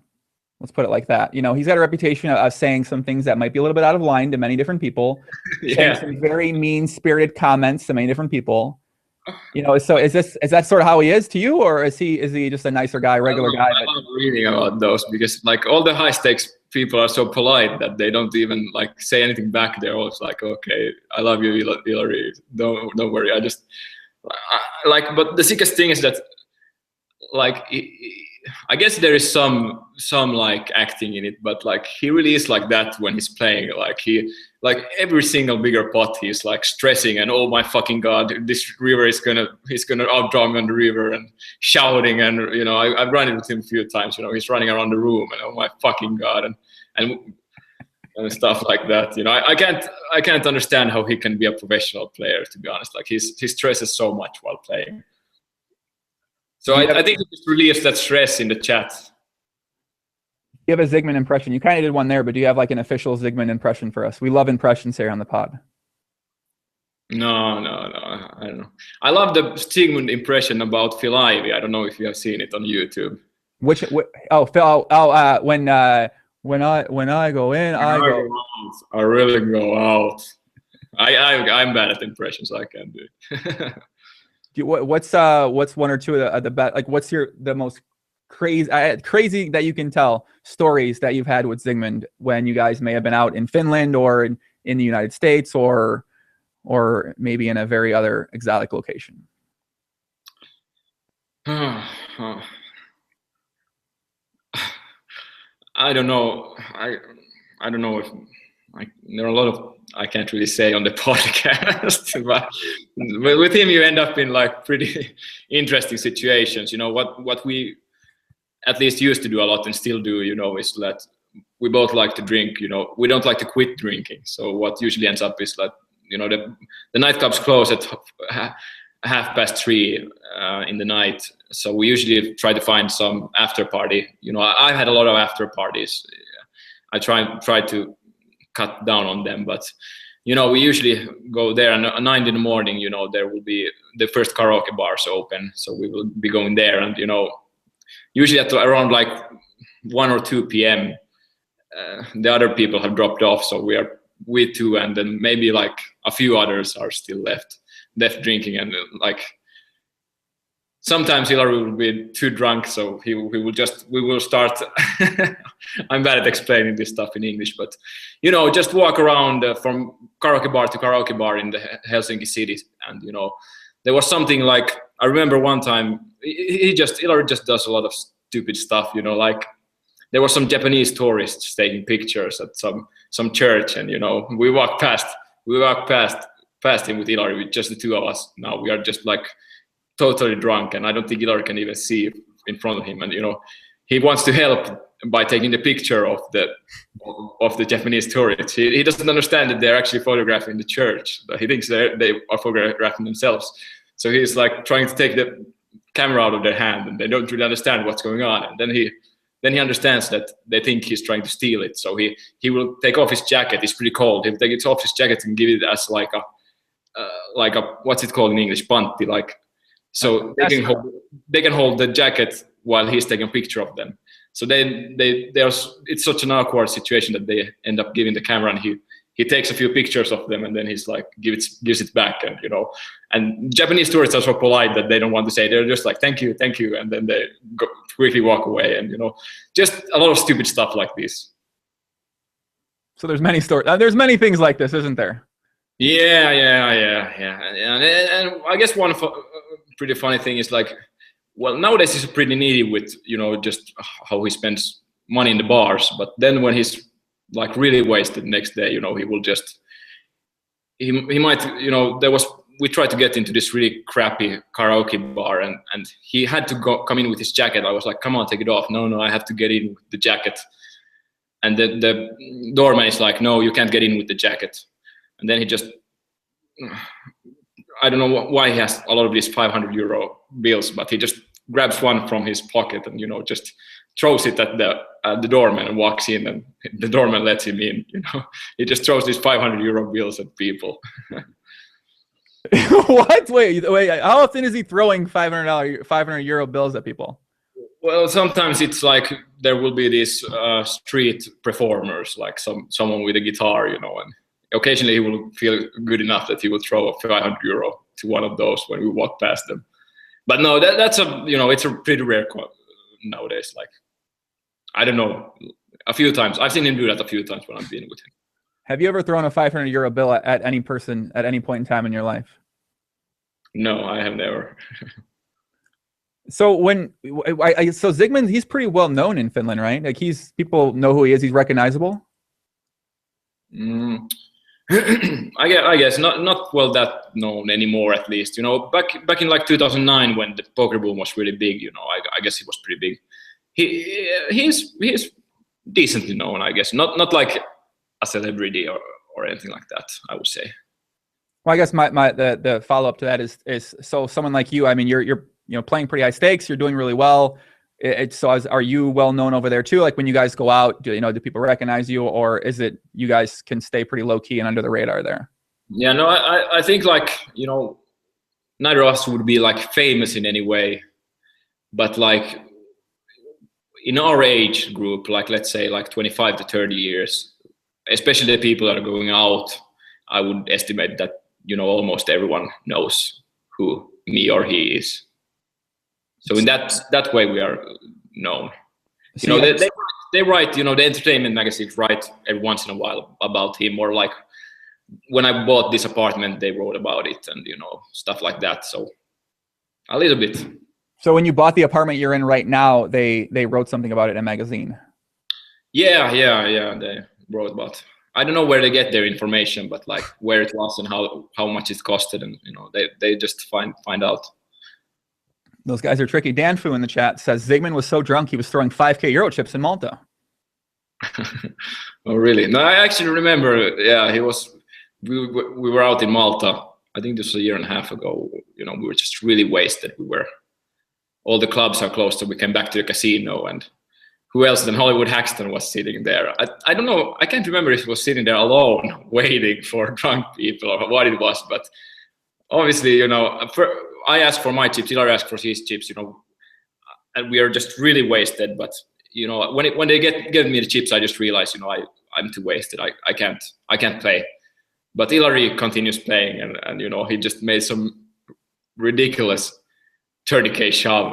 I think they played like 100, 200 or 200, 400. I can't remember, but he just played so bad. I stayed at rail for a while, then I went to bed. But yeah, I can imagine him throwing some chips as well. So it was a full 100, 200 game in Malta that Ziigmund was playing super drunk? What did you say, full? Was it a full game? Full one? It was like after the nightclubs are closed, it's like 5 in.m, and we come back to the casino, and the only player who's sitting there is Ike Cast. I have no idea, or that's how I remember it. I have no idea why Ike was sitting there. So you're telling me Hollywood X are just sitting at the Maltese casino at 5 a.m. waiting for someone to come up and play him? Yeah, that's how GTO he is, you know. Fuck, man. Cooking Hollywood. I can see Hollywood X sitting there with I don't have the glasses on. I don't have where are the glasses at? Whatever. These can't work for that Hollywood Haxton glasses. But I could see him just sitting there waiting for someone like Ziigmund to show up drunk. And so they played heads up 100, 200 while Ziigmund was very drunk. Yeah. I remember he just 3-bet shoved the turn with like a pair and a gutter against Ike's set or something really stupid like that. But I think he got a split out of that. They ran it twice, but he just basically dumped his money to Ike. Yeah, must be nice to be Ike. Let me tell you right now, man. It's got to be good to be him. Someone in the chat, Bogdan Morel, brought up a big thing that happened a long time, or not, maybe like 2 years ago. He says, Puppy asked Jeans about the Ocean's 11 style break-in at the Arts Hotel during EPT Barcelona, aka the Barcelona Shuffle, where the thief allegedly planted a Trojan in his laptop. Oh man, yeah, that was the sickest thing that has ever happened to me. Like. So just to recap the story, so you were staying at the Arts Hotel during EPT Barcelona. You had a room there, and you wrote a very long post. It was a very big thread in 2+2 and the News Gossip. If you guys want to find it, you can search for it on Google or on 2+2. And you told your story about, I guess that you know, if we want to keep it, I guess the Clip Notes version is that someone broke into your room and planted something on your computer. And when you tried to get Pokerstars to intervene and help out, and even the hotel, you weren't getting much cooperation from either party. And eventually you left Barcelona with the situation unresolved. And I actually don't know if anything came from that or not. I know you dealt with Mr. TOS Lee Jones, and is that's sort of like the basic short version, cliff notes of it, right? Yeah, and like they sort of want to act like they would be helpful, like Pokerstars, but like after it, it all made sense with the big trade with Amaya Gaming. This would probably have affected that trade. So I guess they were just doing everything so that they would keep this under control. They basically lied to my face that they were doing everything they can to help me, when in reality they just tried to get everyone to forget this thing. But yeah, I guess the sickest thing was that they not only once came to my room, but while I was out of the room, like for half an hour, they returned the laptop there, and then when I went after that, I went eating. They came and got it again, like it. And this was after I had notified the hotel and all the security and everything like that. So it's straight out of the movie, and there was just so many sick coincidences at the same time. When we got upgraded to a suite, I told you, and we got these weird calls in the middle of the night that our taxi is waiting downstairs. And I was with my friend there, and we couldn't sleep after that. It was like 4 or 5 in the morning, and we were just like, what the hell is going on? We thought that we had to, I was looking around looking for weapons and stuff like that if someone comes to the room. But the sickest thing is I left this out of the 2+2 story, but there's a knock on our door. There's a knock on our door. This, like, I think it was like 5, 6 in the morning. We couldn't sleep after these calls. And we are like, what the hell is going on? I'm trying to look if there's something I can, some weapon in there. And then I look out of the keyhole or whatever it's called, and it's a chubby naked guy who's drunk, and he's walking around knocking on everyone's door in our hallway. And we are just like, what the hell is going on? Like, this hasn't been random enough. I left it out of story because I didn't think it was relevant enough, and it was hard to believe already, but that was a funny part. What the fuck? So did you ever find out who was this guy that was breaking into your hotel room at the Arts Hotel? Well, not exactly, but I remember them saying that it was some Swedish. Like, it was weird because the security guy, he sort of let me know that he knew who they were. They were stuck in the camera, but then later he wouldn't really admit it anymore. Like, I don't really understand what happened there. I just think they got told, from the higher up that just try to rug this under the mat, the whole thing. But if I understood correctly, it might have been, some Swedish guys who people have suggested might have done some of this before, but I couldn't say with certainty. Wow, that's so fucked up. That's crazy. That's and Pokerstars in this situation, they're obviously hosting the event there, and they obviously have some type of relationship with the hotel. So they told you, was it Lee Jones? He talked with you and he said, we're trying to do everything we can to help you out in this situation, but they offered. Lee Jones wasn't involved yet. It was the security, who was in charge of the live security, basically, and he said that they have the faces in the camera, so they could have gotten them busted if they wanted, but they didn't want it. Wow. So did anything come? Did you lose any money in this situation? Did you just like, what happened? You get rid of the computer and sort of that was that? Yeah, no, I was very fortunate, and what's crappy about it is that when I took it to F-Secure, like specialist who like is really good at these hacking incidents, and it actually took him like 2 days to find the thing, because he said it was so simple, the software, like that they didn't even understand to look at it. It was just some kind of software that took screenshots and sent them to some random server, and we tried to get Pokerstars to cooperate with him. He sent like some official F-Secure emails to Pokerstars, like that if like we can catch these guys, that he was pretty sure that he could follow the traces and catch the ones who have done it. But Pokerstars wouldn't cooperate, and you know, I didn't want to start a new police investigation in Finland after that. I thought that the police was already investigating it. Wow. So you told, so your friend told Stars that, hey, we can potentially maybe play and then track the people who's showing up at the table, or maybe who's in the game. No, not a specialist. He would have basically tracked it by that software that was installed. That virus. They could find to what place the screenshots were sent, and then follow the traces there. He said he was pretty sure, even if they had tried to somehow cover it, it was possible to trace them with.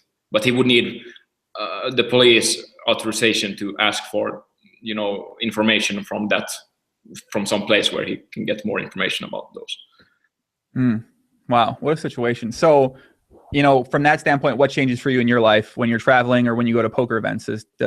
How do you like think differently about things now? I guess to be honest, you know, that couldn't have hurt me too much, because I very rarely play on my laptop. Basically only play on it when I'm at trips, and nowadays I do them so rarely. So you know, not much has changed, because I know I'm not gonna be a good target, because I'm basically never playing when I'm abroad nowadays. It's mostly live games. But yeah, I haven't like done any extra security to my probably should, but haven't. Have you been back to EPT Barcelona or Barcelona at all since then? I skipped the next year, but to be honest, I was back last year. You know, I just figured, like, you know, I guess it's a bit stupid to say, but like, if I boycott them, like the only guy it's hurting is myself, because the games there are so good. I didn't stay at Arts, I stayed at another hotel, but the games are so good. You know, why should I? You know, I've already been the victim here. Why should I be continued to be the victim? You know, I can make good EV at the cash games here. What a situation. Has anyone got in touch with you and said they experienced something like that in Barcelona? Obviously, with Barcelona, you know, there's a lot of Barcelona shuffles that have taken place. Jason Moe, you know, talked about in the podcast how he got chips, I believe, stolen from his stack. Ben Tallerine said the same thing. Ansky talked about being angle shot by a local player there. It seems like there's just a lot of these stories from high stakes players that. Yeah, and I definitely wasn't the only one. You know, back when my room was, you know, it was Ignat Liviu, at least. Human O was for sure. Also, you know, they saw them in the cameras entering his room, and then there was at least one other, but I think, who asked me not to mention them back then, so I'm not going to say. But there was at least 3 people whose room got broken into that time. And that's 3 that got caught, that basically got caught. So I can't even imagine how many rooms they're really wearing.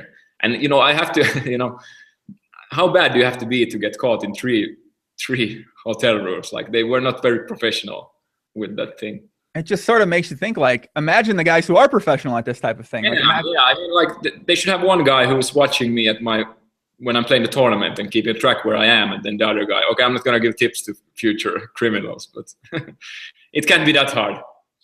It seems like, you know, it's I guess it's sort of stuff you have to at least think about. I mean, if it's obviously it's bad, it happens, but it's also, you know, it's good to be aware that it could be taking place, and just, if you are a poker player who's traveling or going abroad, just to be on the lookout and to be at least thinking about that it could happen, and potentially taking precautions or being a little bit safer. Yeah, it can't hurt. Can't hurt. I'm gonna try to keep it a little bit over 2 hours, because I know you don't want to do it too long here. I'm looking at my notes here. I'm gonna continue if we have a lot of stuff. Like it's not that I have something very important to do. So okay, cool. We're gonna give I got a couple shout. I never go this long without giving shots. Jeans, you ever given a shout out before? Do you know how to do that? No, I have never given one, but I think I know, you know, how to do it. All right, there was one person, I believe he had a specific, he really wanted you to say his name. So let me find this guy. He's like, I really want a shout out from Jeans. I can't, it's kind of far up, but all right, give Where did he go? Ivan Fernandez. He's been mentioning a couple things about Finnish people. Try to give Ivan Fernandez a shout out from a GTO Jeans perspective. Who? Sorry. Who? Ivan Fernandez. Shout out to Ivan Fernandez. GTO. Woo!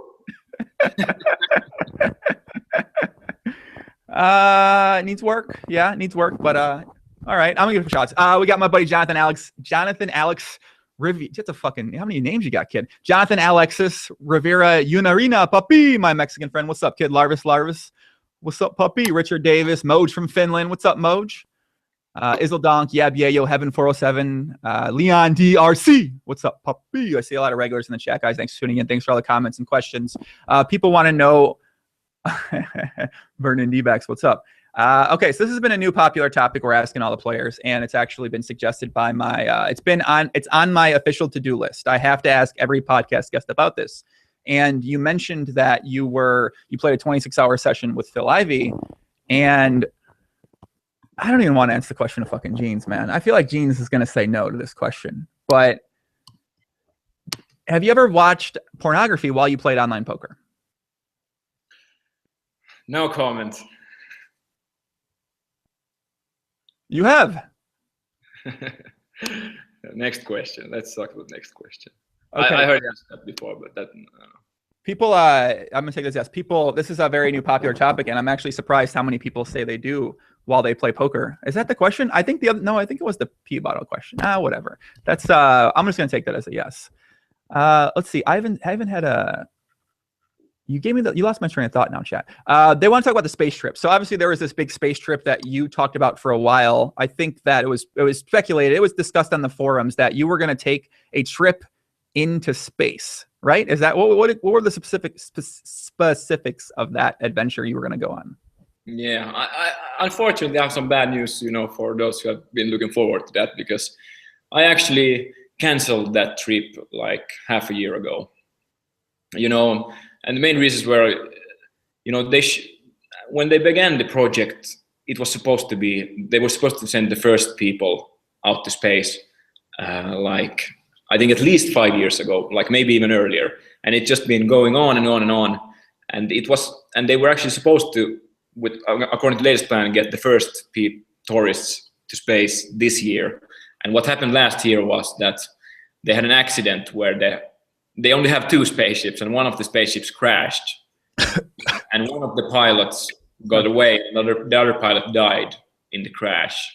So that obviously postponed the thing. And it just seemed a bit too amateurish in some way. Like how can they say they are going to be ready in one? It could have been just very unlucky, but how can they say they are going to be ready in 1 year if that thing can still happen in some test flight? And I was able to get the money back, or 95% of the money back. When I did buy the trip, well, at starters, it was in the back of my mind for a long time. I can't remember who told about it first. It costed $200K, but so I was like, wow, that would be a cool thing to do, but that would be so stupid to spend your money that way. But then my games kept getting bigger and bigger, and at some point I was just having a lot of these, 100K daily swings, and even 200K swings, and I was just like, what the fuck? This is one time thing, that I can talk to my grandchildren about. I was one of the first guys in space. Well, not the first guys. I would have actually been the second Finnish guy in space. The first one is before me on that list. So maybe if I would have been the first one in Finland to go to space, I might have kept it. But now, yeah, I canceled it. So you put down a $200,000 deposit? That was the total? I got 190 back. They had a 5% handling fee. I didn't even read the contract when I signed it, so I was happy it was even possible to get some money back from there. It's kind of an interesting racket they have. I mean, I'm sure that's interesting. So they took these deposits for people that wanted to go into space, and this was years ago. Because I remember it was 5 years ago, and then they sort of have been trying to make it work. They had a bad test.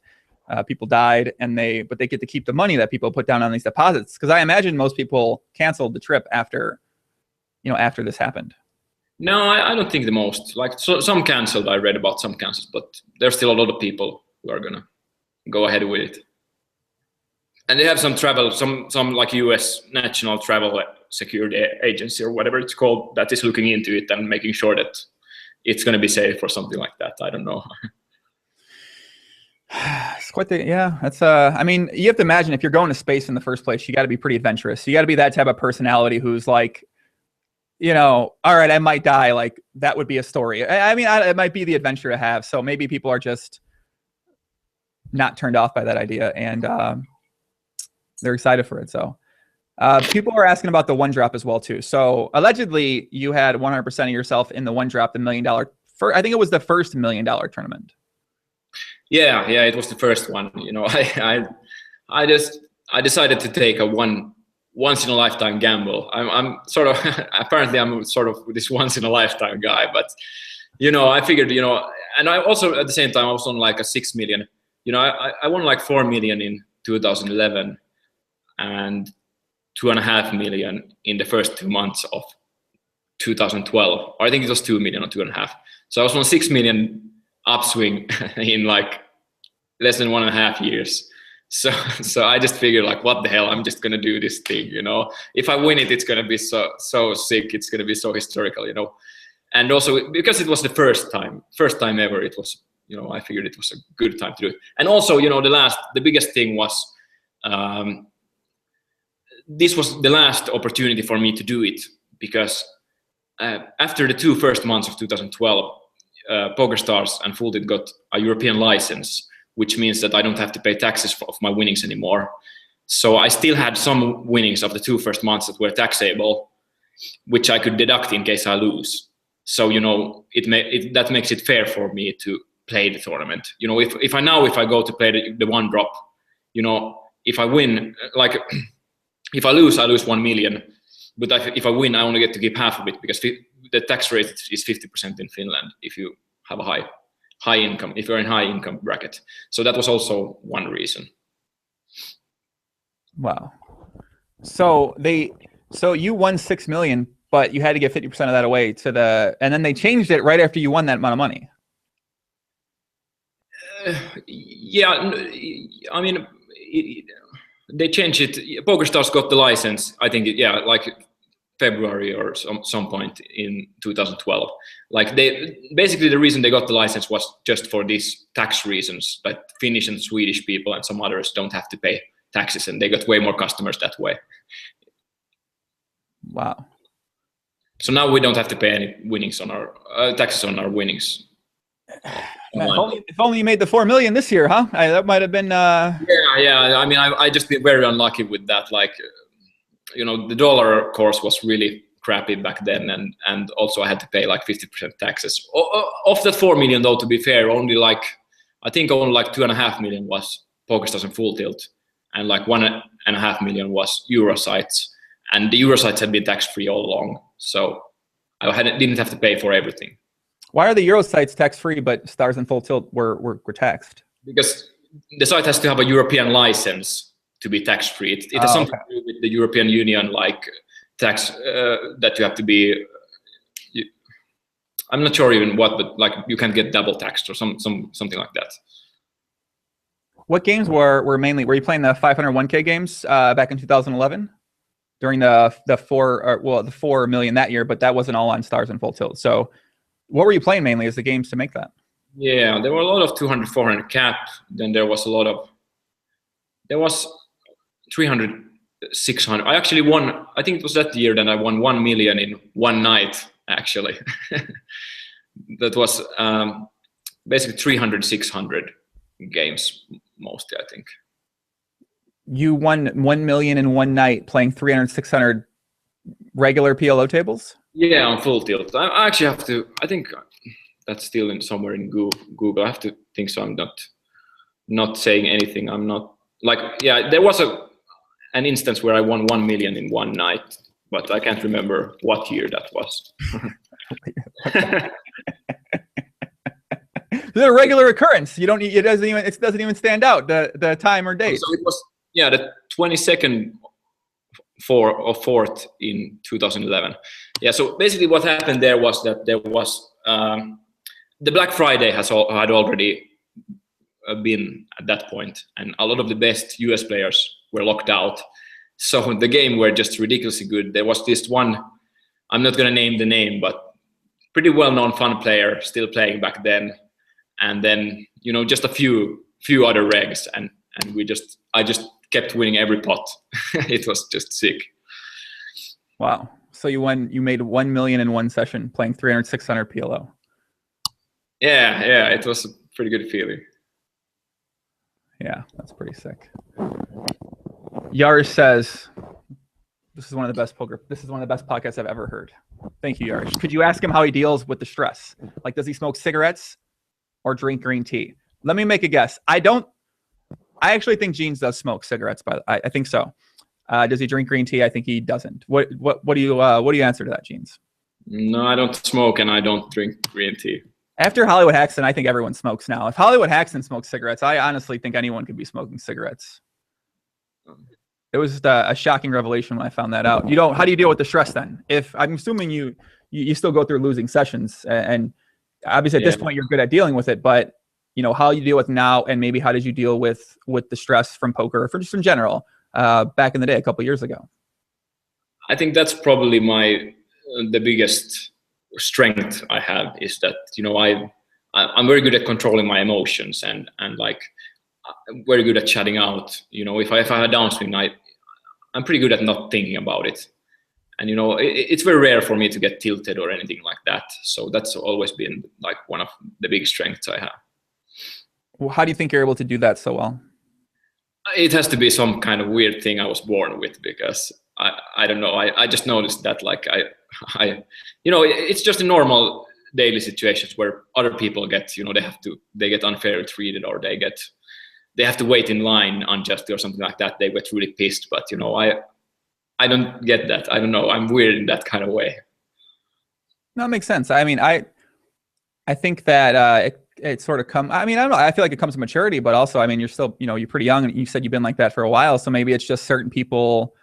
I think there's like a very specific like theory behind it, or reason why that happens. But I know, you know, back in the day I might have felt that way, but now, you know, I sort of don't stress, and I notice it very much when other people do. Definitely like a personality trait that you're born with, but you can for sure, you can train it as well. But some people are just better naturally at that than others.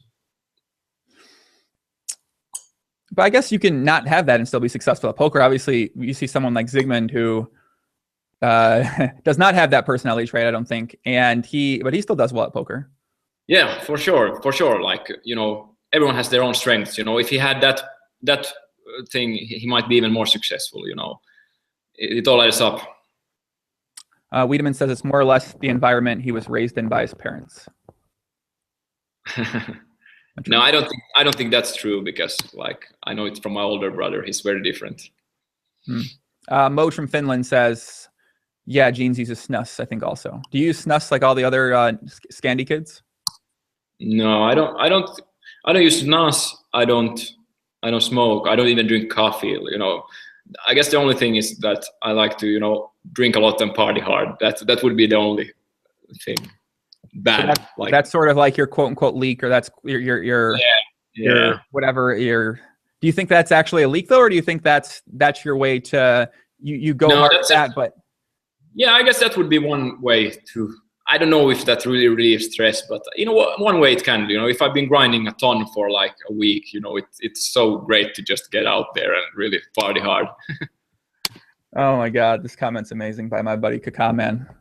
I don't even know if I can read this comment. I don't want to. I'm not going to read the comment, Kakaman. I agree with you. I think you're correct, but are you on Twitch, Jeans, by any chance right now? On Twitch? Yeah, are you in the Twitch chat by any chance? The chat, the comments, you mean? I can see the comments. Yeah, the comments, yeah. I'll send you. Yeah, I have them here, but I haven't been watching at them too much. But Kakaman said, I can't even read the comment, honestly. It's Who said? Kakaman 8008. Does YouTube and Twitch have different chats? Yeah, so Twitch and YouTube are different chats. Okay, yeah. No, I'm not on the Twitch chat. Oh, okay, well, I'll show you the comment later. It's one of the greatest comments of all time. And okay.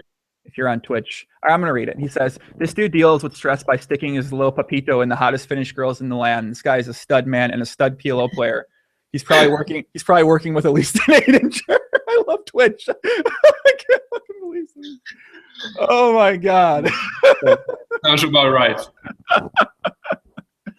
Oh my god. I love Twitch, man. Do you ever think about twitching? I'm assuming definitely. I mean, you do run it once. So have you ever thought about going on Twitch, or do you use Twitch at all? Do you watch anybody? Is that something that interests you in any way? No, I haven't watched or thought about it at all. Yeah. Why not? Do you think that just something that you'd never be interested in anyway? Do you mean like playing poker and streaming it? Right, like playing poker on, because with the training videos, I mean, it sort of could potentially be an idea that's something, because I've heard other high stakes guys say that they might be fun to like talk with people and play some, but like play some on stream and stuff like that. Like the amount you get paid from Run It Once compared to Twitch, you know, they are pretty different. I don't think like you have to stream a ton of Twitch to make, like, I heard the top people make pretty good money, like 100K a year or something, but then you have to stream a ton. You know, Run It Once, it's enough that you make a video every once in a while. So for the money, at least, it doesn't make sense. Yeah, I think that, I guess Twitch, if you want to make money by being a Twitch streamer, it's more of a long-term investment because you have to put in hours day after day after day for a very long amount of time. So but a lot of people do see that as a potential outlet to make money for themselves by being a professional Twitch streamer. So yeah, I mean, for sure, like, especially if you're not playing the highest stakes, you know, it might make sense. Like if it would be possible to make 100K from a Twitch stream, you know, for 99% of the pros, it's probably worth it. What do you think about just the idea of general of the other high stakes PLO players making training videos and putting out debatably good content for other players who might be playing in their games to see and to potentially use against them in situations? Like, I guess, you know, Oddson made a couple of videos. Shout out Oddson. Jeroen made a couple of videos. He made a bunch of videos. Phil Galfan's obviously made a ton of videos. So he doesn't play as much anymore online. You know, Durian's videos. Alex KP just started making some videos too. So what do I think about it might hurt themselves, or what do you think about that in general? Do you think that's like, I mean, obviously you've made videos, but do you feel like? Yeah, I think everyone would be better off if no one had made any videos, I guess. But now when the competition, there's so much competition and people are going to make them anyway, you know, you know, if you can get into a spot that's worth it for you, you make enough money making them. You know, I don't see why you shouldn't be doing that. Do you think that you can gain a lot from you personally, who, you know, probably sees things that a lot of other PLO players don't see? Do you think that you personally can gain a lot of information from people who are making these videos and putting out this content? Yeah, I think that was also another thing that what I really started thinking about is that you know, everyone thinks about poker in a different way, and if I try to explain something that I maybe, you know, I'm not going to play perfect and think perfectly. So, you know, people might find some leak in my thinking process, which they might be able to use against me. So it might hurt. It might hurt yourself. You know, obviously it's not enough that you watch a few videos so that you know how someone plays, because people, you know, you're not going to learn how someone plays just from a few videos. But it might certainly hurt you. Yeah. I mean, I guess like you said, there is a lot of other videos out there, but you know, I don't know. I guess, you know, if you watch 5, 6, 7 videos of a guy playing 45 minutes to an hour where you get to hear his, you know, uncensored, well, I guess it is censored, but you get to hear a pretty good look into his thought process. It feels like that would be a very valuable source of information, like to play with those guys. Yeah, you're right. It's probably not worth it for most, unless you're going to do it for a very long time so that you can make a lot of money off it. Yeah. I mean, I don't know. I just never, like, even when Jeroen made videos playing 3-6 deep, like he had such a unique style playing these deep tables that was definitely much more on the aggressive side than most players that were playing in the games. And I'm like, why? Like you pretty much like, you know, showing exactly how he plays in these spots. And it just never made much sense to me why someone like him would decide to put out a bunch of these videos and make other players that you play with in the games better. So, but I guess this is like an old debate. It isn't really, you know, it's sort of been, sort of is what it is, the training industry at this point in time. And, you know, it's, I don't know, are you making any more videos? Are you done with Run It Once videos at all? No, I think I'm done with them. Yeah. Living the Stream Dream says, not sure if it's been covered, but I was just logged in. Was Jeans89 issue at EPT Barcelona ever solved? Yeah, so there was basically no conclusion from that, right? No, not really. You know, it was basically just Lee Jones sending some email that this is what happens in the real world every once in a while or something like that. So it was never solved. So wait, Lee Jones sent you an email that says this is the type of stuff that happens in the real world? I can't remember it exactly, but you know, he had a few pretty, you know, they were pretty ridiculous. You know, you can find them at the, you know, I wrote a conclusion to the post. I wrote for a second part to the post where I put some of the emails that were sent to me as well. And, you know, they weren't really looking to solve the thing, Pokerstars. They were more just looking to get it, get people to forget it. That's interesting. Hey, Jeans, this is what happens in the real world, buddy. You know, wow, you live, you learn. Raptors in the chat. David Benefield. Shout out to David Benefield. Yeah, we had the hair discussion at the very start of the podcast. You got to go back and check that out later. Jebinator, aka Jaku Kenu, I don't want to say his name. Ask him what his favorite restaurant is in Finland. Okay, that's a tough one. You know, I really like a good steak, you know, so I would have to say Stefan Steakhouse in Helsinki. But there's a lot of, you know, good higher end, you know, Farang is one really good one as well that I like. Yeah, there's a lot of Finnish guys out there in the chat. You seem. I would imagine if anyone plays poker in Finland, like you're someone that they look up to and they aspire to, you know, whether it's live the life or, you know, live the high stakes life, the traveling, you obviously have the success. Like, I feel like you must be looked up to in the Finnish community by most players. Yeah. I guess so. You know, I would think, especially at least of my poker skills. You know, you never know. You know, never know about the else.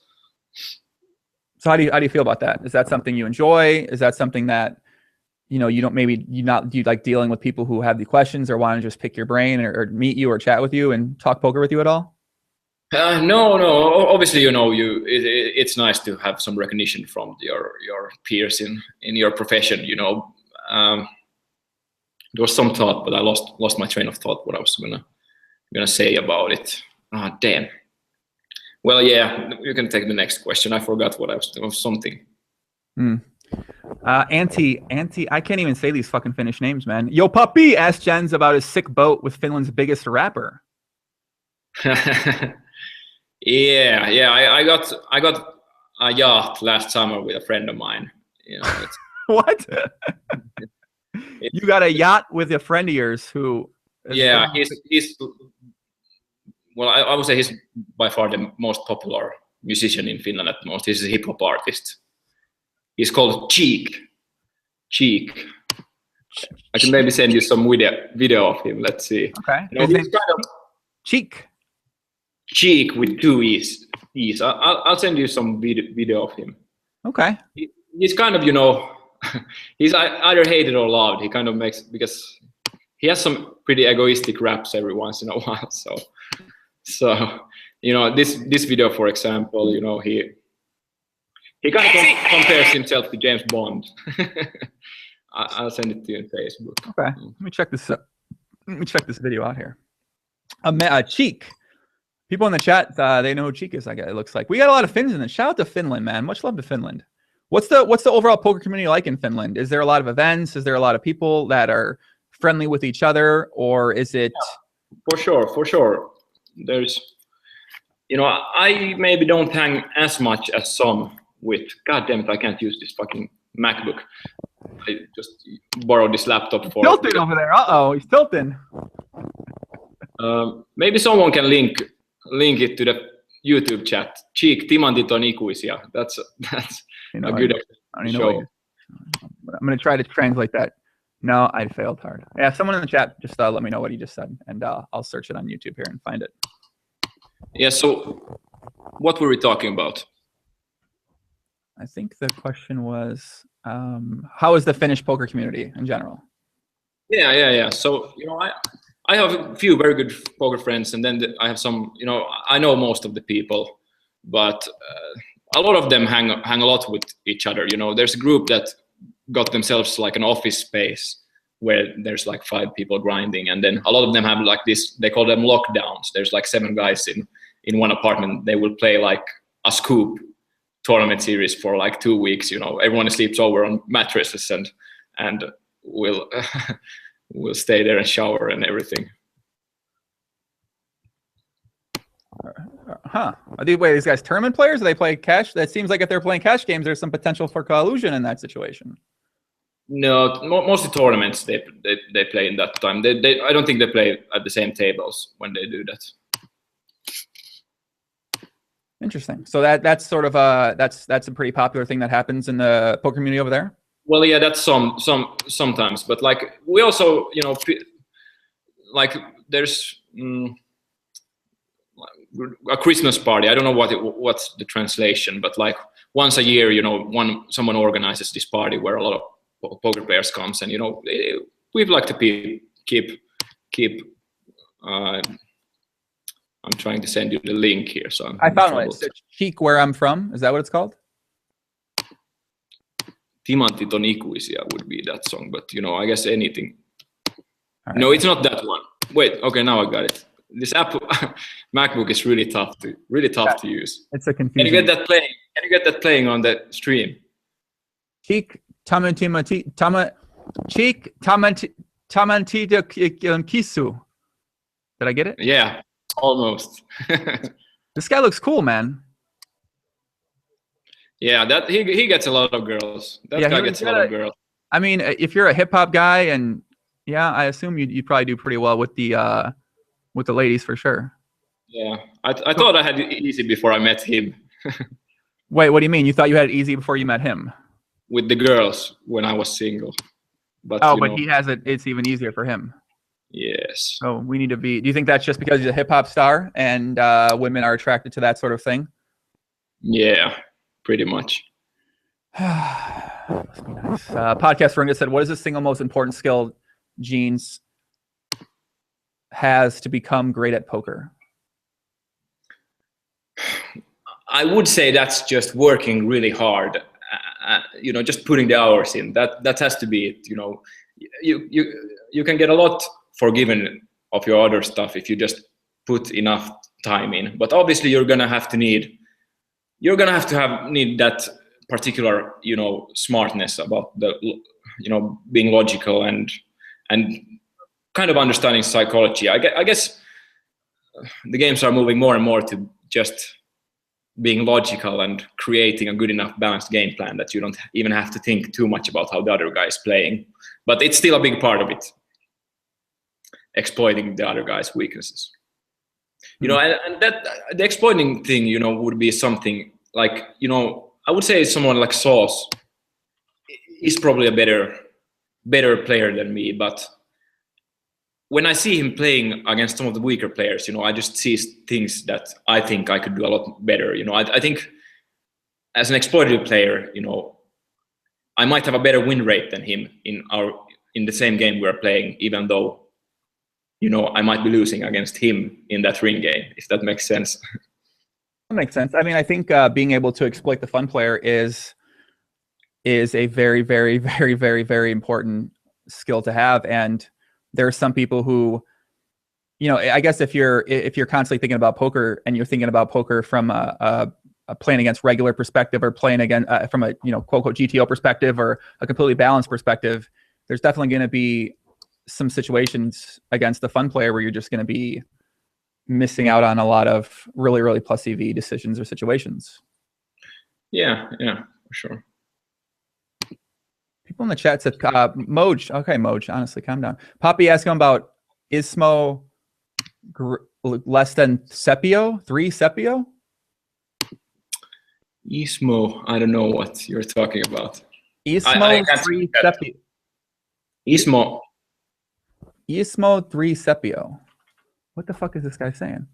Oh, it's a poker player from Finland. He won the yearly TLB on Pokerstars for 3 years straight. Do you know? Must probably a bit embarrassing, but I don't know. I don't know him. I don't know who he is. I don't think I've heard about him.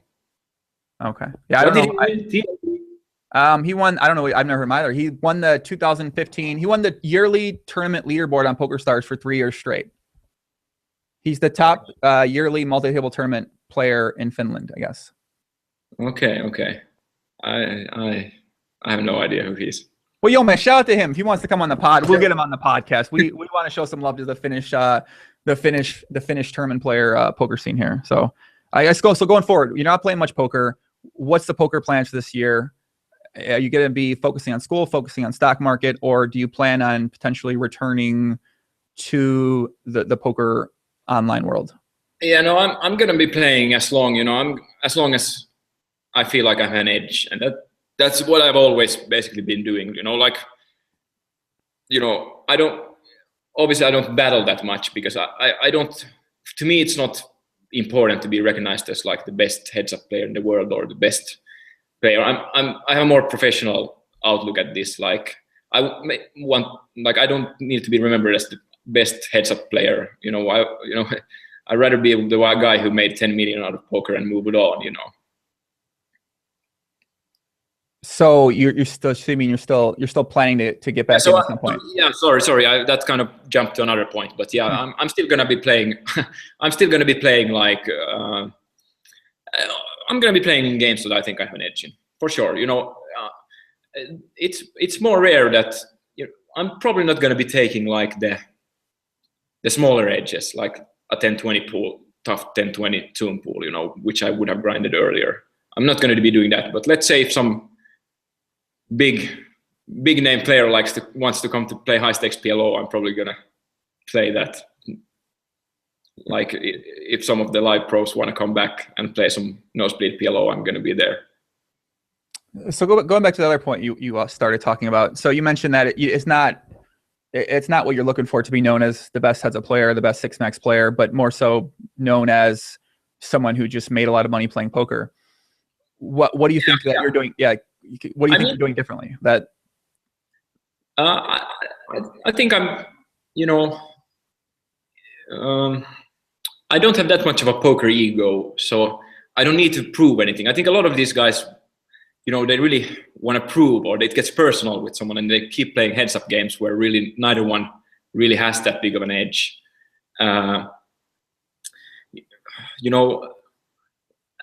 And to be the best, actually, I want to talk about that being the best player. It doesn't necessarily have to do with this, but like what is really the best player in the world? Like I think there's no other game or sport where there's so many people who think they are one of the best players in the world, as in poker. Like you have all the PLO specialists. I think I'm one of the best in the world. Sauce thinks, Ben, very sweet. Then you have all the no limit guys, Kanu and VCG Rider. Then you have all the tournament pros who think they're best. Then you have the all-time money list, and those who are on top, Antonio Esponari, and those think they are the best. Then you have all these old school live pros. Phil Ivey thinks he's the best. Like it's you can never really make. You can be best in one, probably in your own thing, but like what does it really matter? So you're saying you basically don't care what other people who are in the community or follow along with the results or poker think about your ability in the games or your ability at the game? That's what I would think. Like I really don't care that much what other people think about how good I am or stuff like that. So why post the graph then? Why post any graphs at all showing off the results that you have? Well, obviously I'm very proud of my achievements. As a cash game player, your only achievement is basically how much money you have made.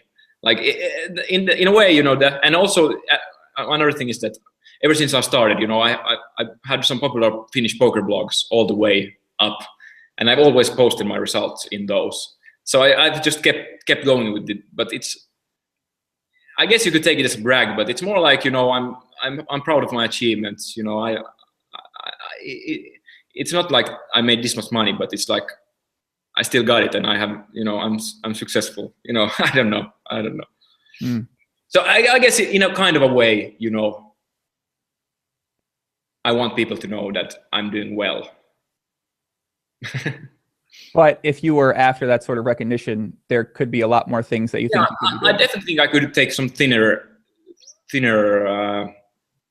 I could play in thinner matchups, challenge myself. I don't think the edges are going to be either way. But to do that, I would also have to work a lot more on my heads-up game, because the thing is that I've actually in 2011, 2012, when I was at the top of my game, I actually played quite a lot of heads-up and challenged and did pretty well. But obviously people were worse back then. But like 95% of my hands are probably ring game hands. So I don't really see, it's really not fair for me to go and battle someone who is a heads-up specialist, or there's no reason for it. Like most of the big money is in the ring games. So why not stick to where the big money is made? Yeah, I guess there really isn't much battling that happens shorthanded anymore. I mean, maybe there's really it's never really 6 regs or 3 regs, 3-handed. Just with all Zoom, there really wasn't much of a place for it. There is like some, where there's someone like, or at least I remember in 2011, 2012 when I did it, there might be someone like Rafi Amit, who is a pretty good player, but still, not one of the best. And then some other really tough guy and me, 3-handed. I would call that battling, and I did that quite a lot. But especially nowadays with this investing thing I'm doing, every hour I can take off poker is a big bonus for me. So I really don't want to spend any more time playing poker than it's smart for me to do in an EV money sense. So are all your goals sort of focused on other areas that are outside of poker right now then? Pretty much, as sad as that sounds for a poker podcast, but yeah, at the moment I would say that I don't have too big goals poker-wise, except like playing in the games. I think I'm ahead and try to do well. Interesting. So I guess your goals outside of poker, do you have some life-specific goals or some things that you're actively trying to get better at that maybe don't pertain to just financial? Yeah, so also, I don't see that investing thing as purely financial. If I was going for purely a financial gain, I would still focus all my time into poker.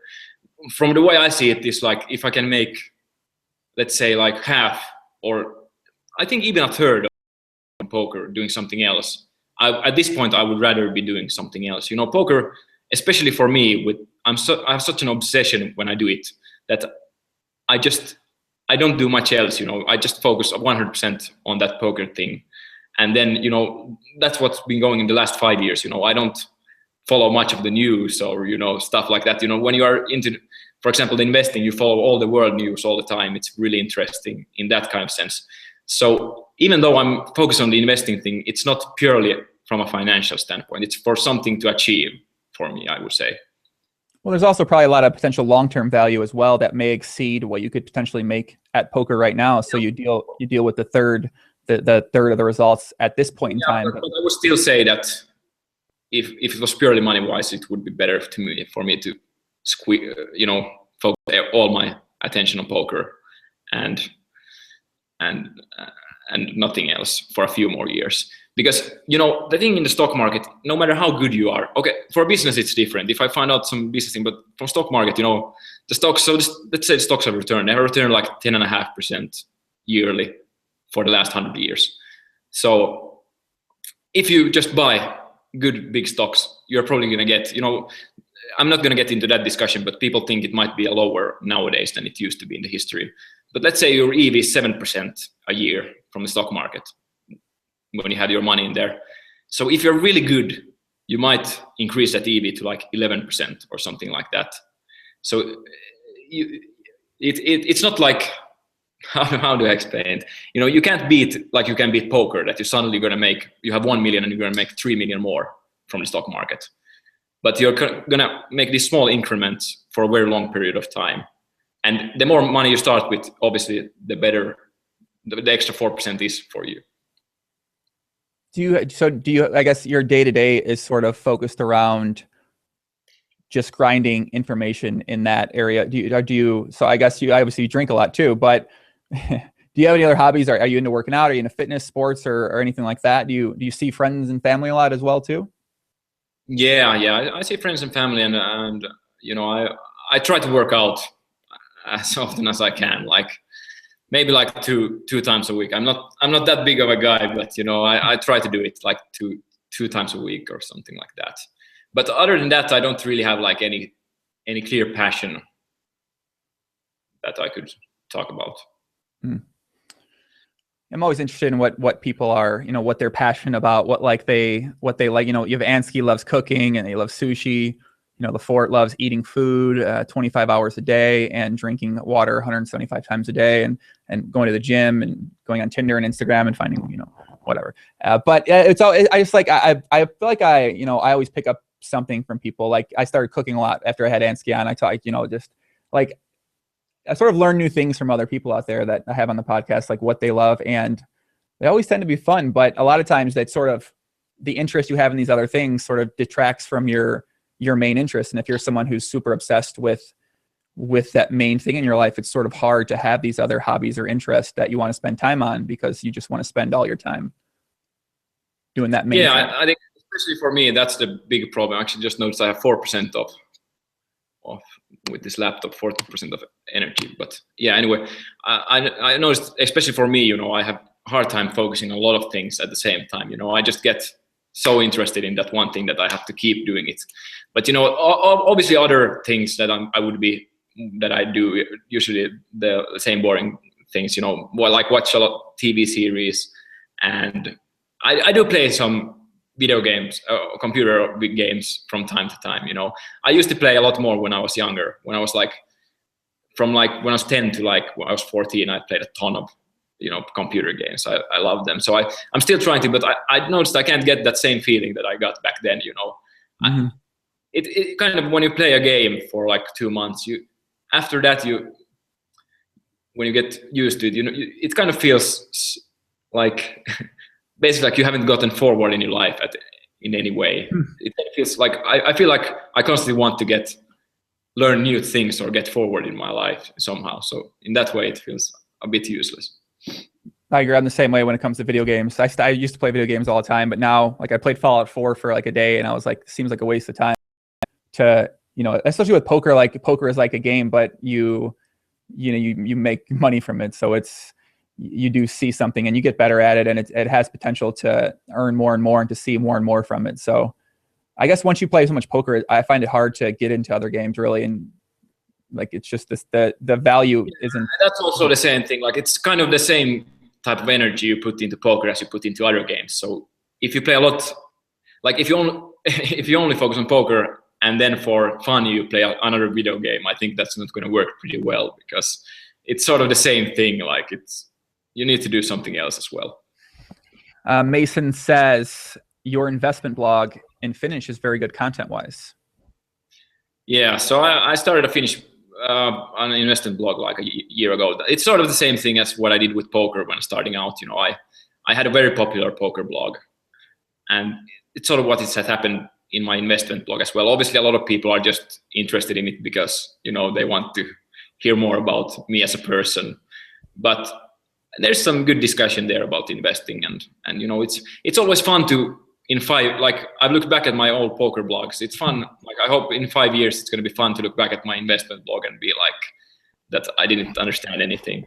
You know, it's funny how like when we're learning something, we're so anxious to share our experience in it and talk and discuss how to get better with poker. And I used to have my blog. I read my old blog. I'm like I was a complete maniac, and debatably still am.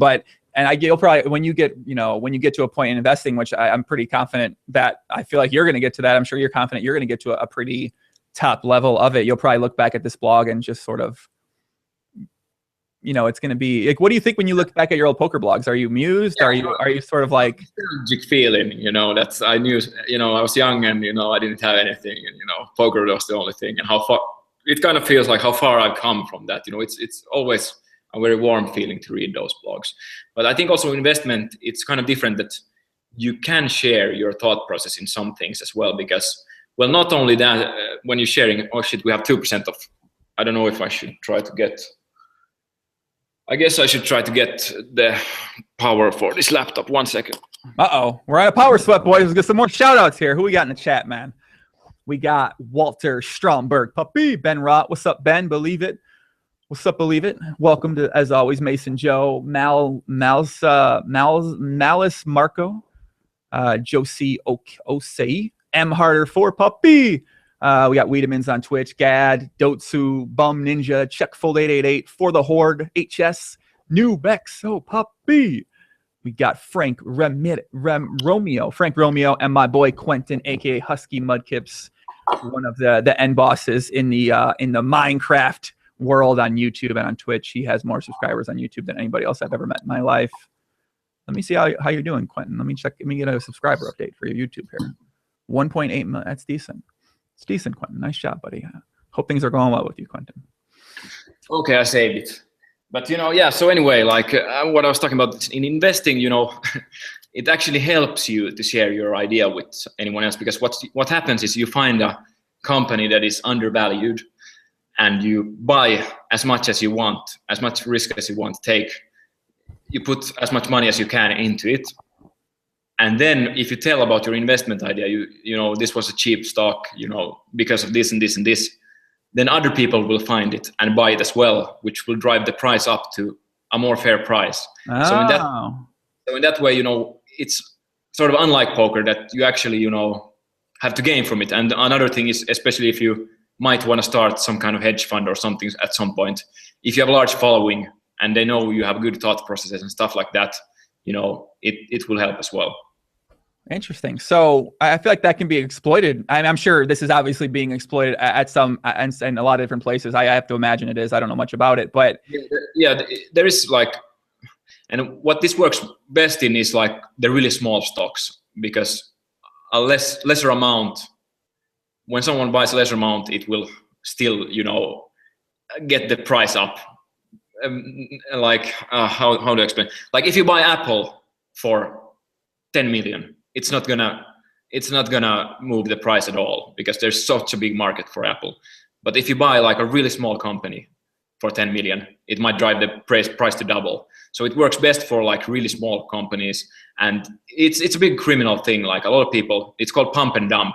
So right. They will buy of it, they will hype it up, and then they will sell the shares at the top, and there wasn't anything. There was just empty promises in the company. All right, I'm gonna give you a question. I got to the bathroom. Honestly, I've drank so much water, because you have to drink a lot of water to maintain a GTO lifestyle, according to Sean Lafort. So I follow that still to this day. Let me find one here real quick. Your favorite place you visited. This question's been asked a couple times, probably by the same person. But the favorite place that you visited and why? Probably a lot. It's a lot of places for a world traveler like yourself, though. Yeah, I think Brazil might be my favorite place. I traveled around in Brazil, Colombia, and Argentina, and those were some really cool places. Oh, in my own way, I also like Vegas. You gotta talk about why you like Vegas. Well, Vegas is fun in a way that I wouldn't want to live there ever. But to come there for 2 weeks, there's just everything. There's poker, there's a lot of partying, there's good restaurants, just a ton of things to do. Oh, holy crap! That was an experience right there.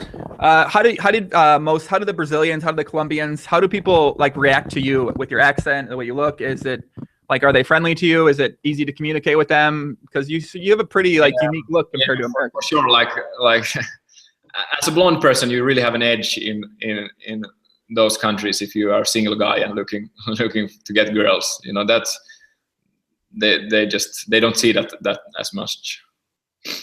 So yeah, but it's also a very nice country, even if you're in a relationship. There's really cool beaches and a lot of stuff to do and warmth, and everyone is so open. In Finland, you don't really talk to another person. You don't do any small talk. But in Brazil, some young guy just might come up to you on the street and ask how you're doing, and stuff like that. Yeah, I've heard that about Finland, that people there, is it because it's just so cold, or like what's the reason that people are so cold to each other and like hate interacting with other people? I don't know.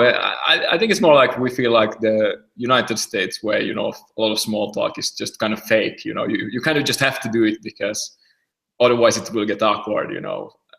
I don't know. But it's not that's a big generalization, you know. Obviously there's going to be like people who like the small talk a lot in Finland as well. I guess just so if I went there and walked around and I was saying hello to people in my enthusiastic, energetic way, you think people might look at me like I'm an insane person? Yeah, for sure. Like you can't go to a random girl or a guy on the street and just start talking to them like that. That doesn't work.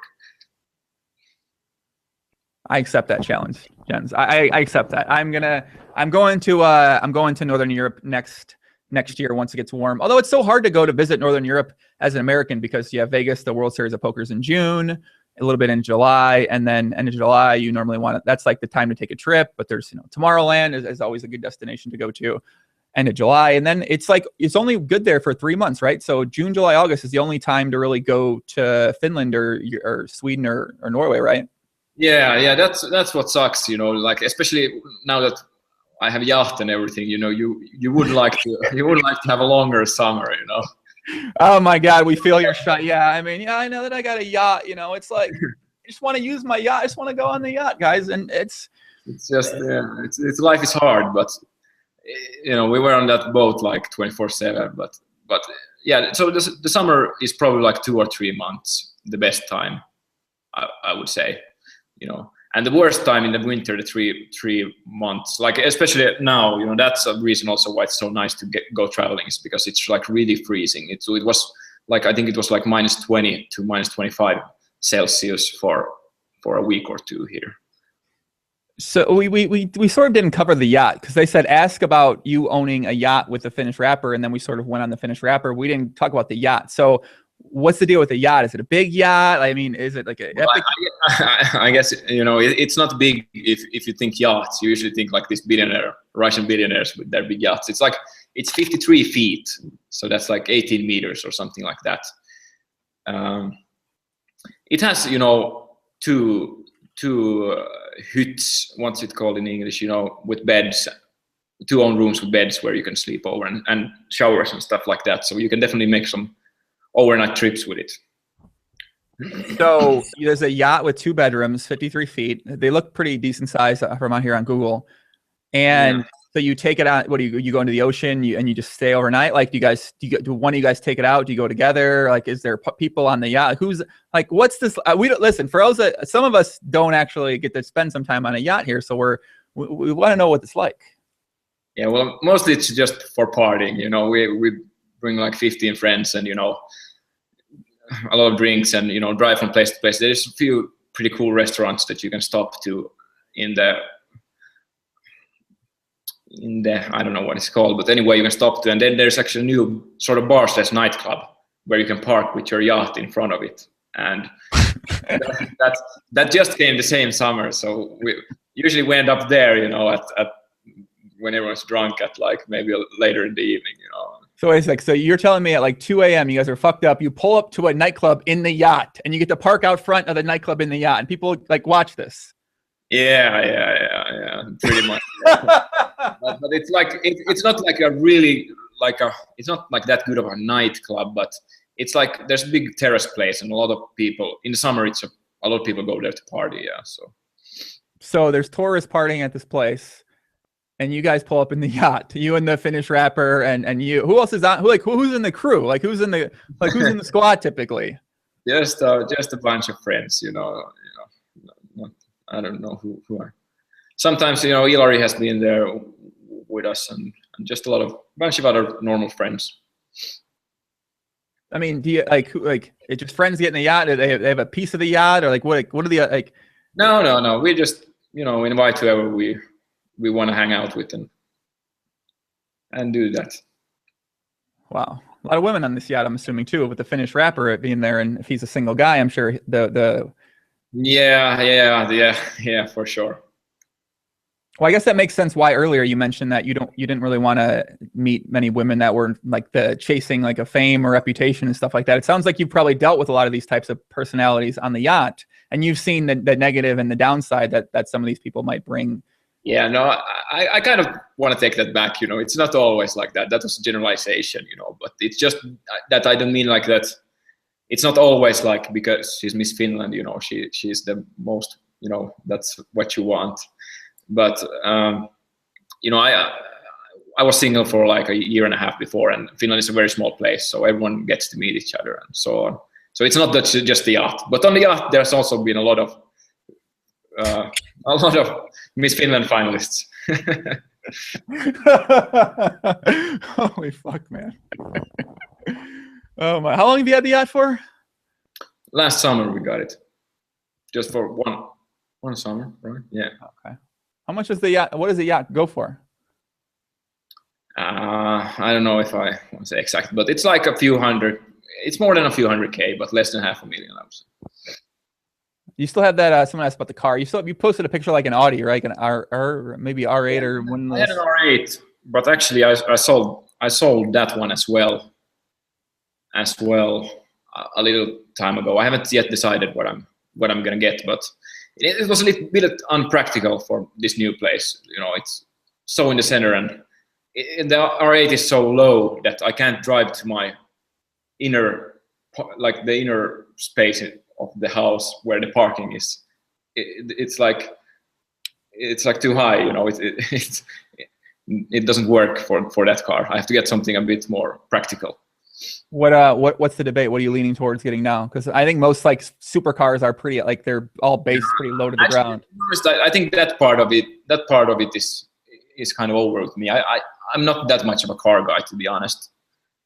So I don't. And also in Finland, you know, it comes like that with the cars. You know, there's like 100% car tax on the supercar or sport cars. Like everything costs double here than it costs in Germany. So it becomes double more expensive to use that car. I actually, you know, I lost. It costed me like 80K in value. The car price of the R8 dropped 80K in 2.5 years, and I drove like 10 kilometers with it. So it was some expensive fun. You drove 10 kilometers in 2 years. Oh, sorry, 10,000 kilometers. Oh, 10. I was like, yeah. No. So there's a double tax on like what's defined as a supercar in Finland? No, I mean not necessarily a supercar, but the taxing works like the more it pollutes, or what's it called? The more bad it's for the environment. Oh, I guess pollution. Yeah. The more tax it will, and all of these sport cars do that a lot. They have really powerful motors, so it's usually up to like 100%.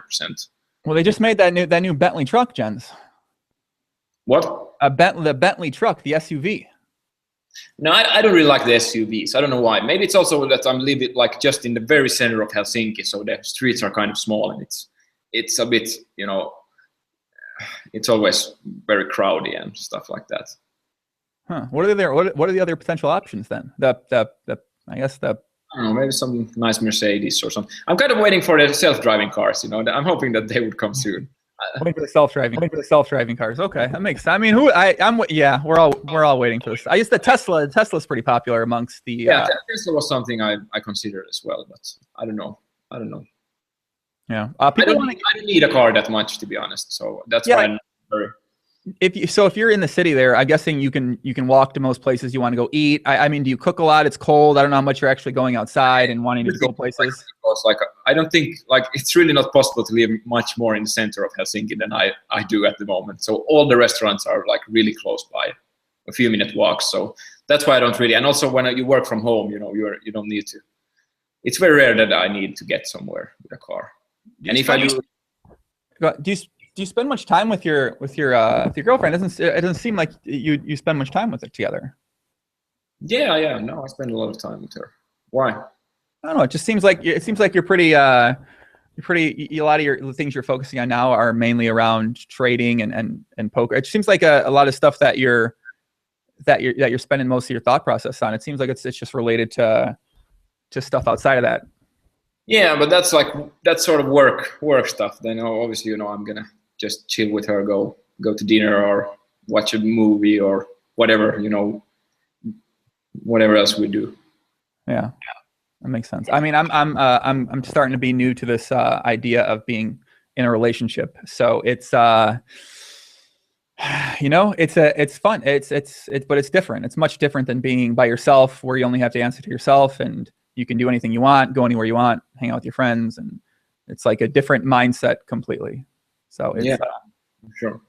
It's challenging, man. We'll take a couple more questions. And take a couple more. I think I have to start going soon. Yeah, people want a house tour. Can you give us a house tour? No, I won't do that. Why not? Is it a cool house? I don't want to, I don't really want to show my home, I guess, to the public. I don't. That's smart. I don't think that's a bad thing. People love house tours. People love giving house tours on here. Odson gave us a tour of his house. It's very, it's very, very nice, very nice. And a lot of people, other people have, who else gave a tour? A couple people. I can't think right now. Brian Rast did, I believe. Yeah, we'll take one or two more questions, guys, and then we're going to wrap it up. Next podcast, I don't have scheduled. I'm not sure when it'll be.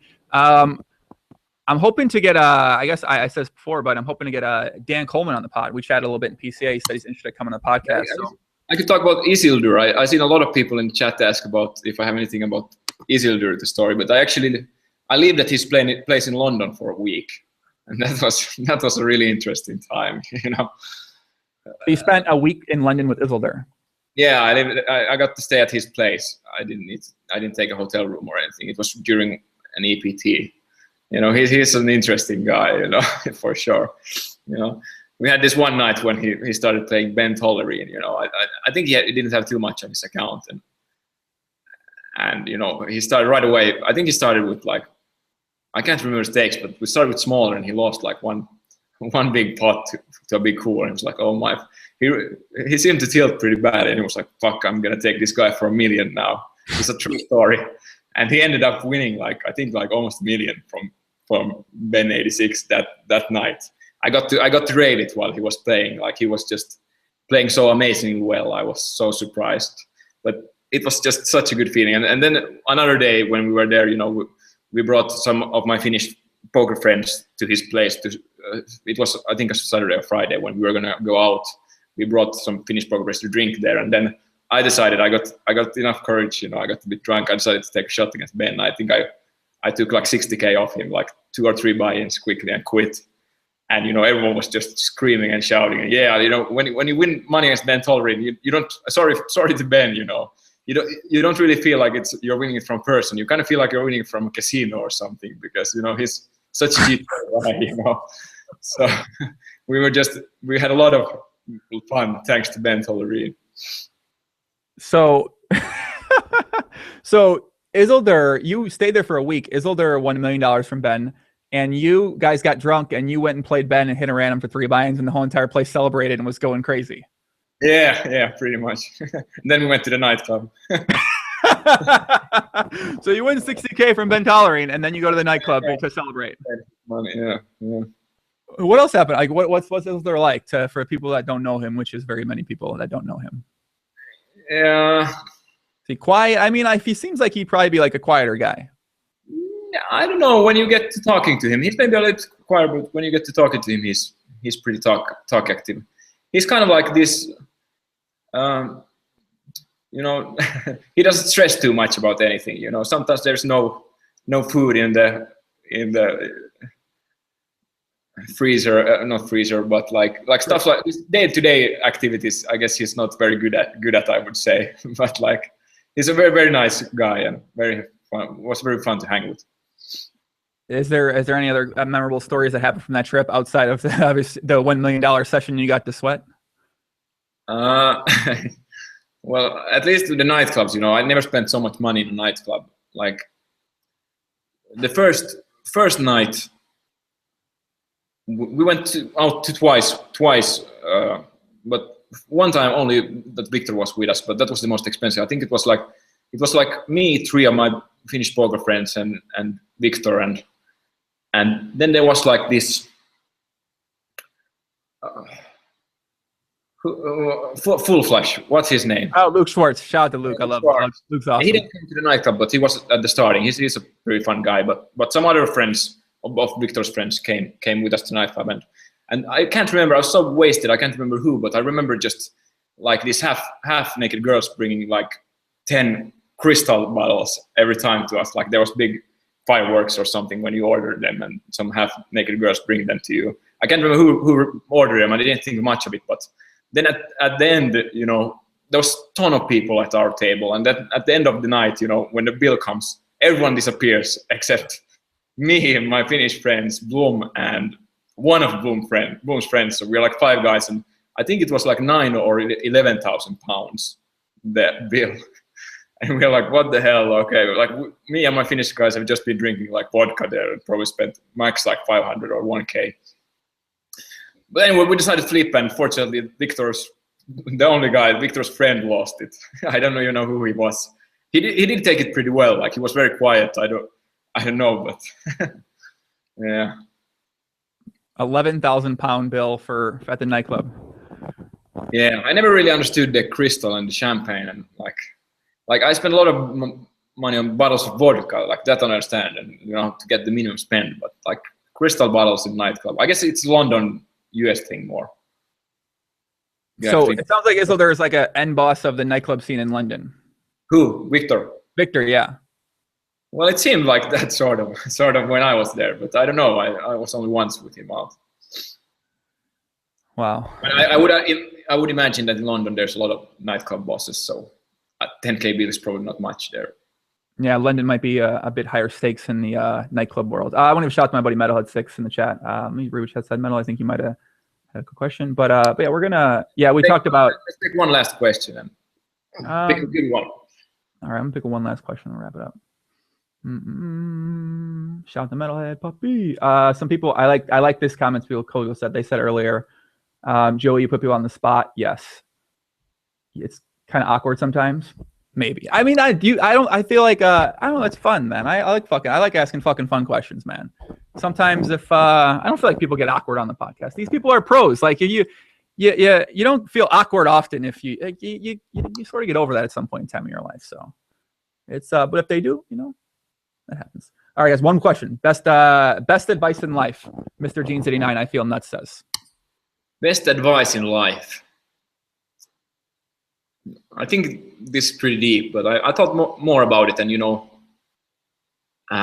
it's sort of happiness thing that I think, like, you know, you sort of always look at it like, if I had 1 million more, I would be very happy, or if I did that, you know. And what I've noticed is that, you know, I've reached a ton of my goals that I sometimes thought. So I thought, but happiness isn't about, you know, the money or the success. It's about, I think it's more about always having some goal that you are trying to reach, and, you know, living that kind of lifestyle, a balanced lifestyle. It's not something you will reach at some point and always have it. Okay, one piece of poker advice for people out there. One piece of poker advice. I don't know. Try to play in games where you have an edge. That's a pretty boring one, but that's a good one to remember. And last thing, 2 people that you might suggest for a future podcast that would be people would enjoy seeing on. I would suggest Victor Blom, but I don't think he's gonna come. So if you somehow could get Phil Ivey, I don't know if he would come, but that's definitely the guy I would want to see. Well, you got Daniel Negron. I mean, like, it's not like impossible. Then I know that someone else has suggested Dan Bilzerian, but I would definitely want you to ask some tough questions from him about where he got his money and so on. Do you think we get Ziigmund on? People want Ziigmund on the podcast. We don't know Ziigmund. Yeah, I guess Ziigmund would be a fun. Yeah, he would actually. Yeah, I forgot about him completely. I don't know. I mean, he gave some funny interviews. This is a conversation, not an interview, by the way. So we're having a conversation. This isn't an interview, but he'd be having a conversation here. Yeah. So he gave a few interviews, like, I think English interviews, like 4 or 5 years ago, but I don't know if I actually, you know, I think it's possible that you might get him, but I don't know if he would be comfortable with like this kind of long thing. Maybe more like half an hour of good jokes and that's it. I got to be honest with you, Jens. We get Ziigmund on the podcast. We can make it suited to his needs. Whatever he's interested in. I'm sure the people would love to hear from him. I'm sure. Yeah, I do see that as sort of unlikely, though. But you know, it's possible. I wouldn't say it's impossible. All right. Yeah, I mean, I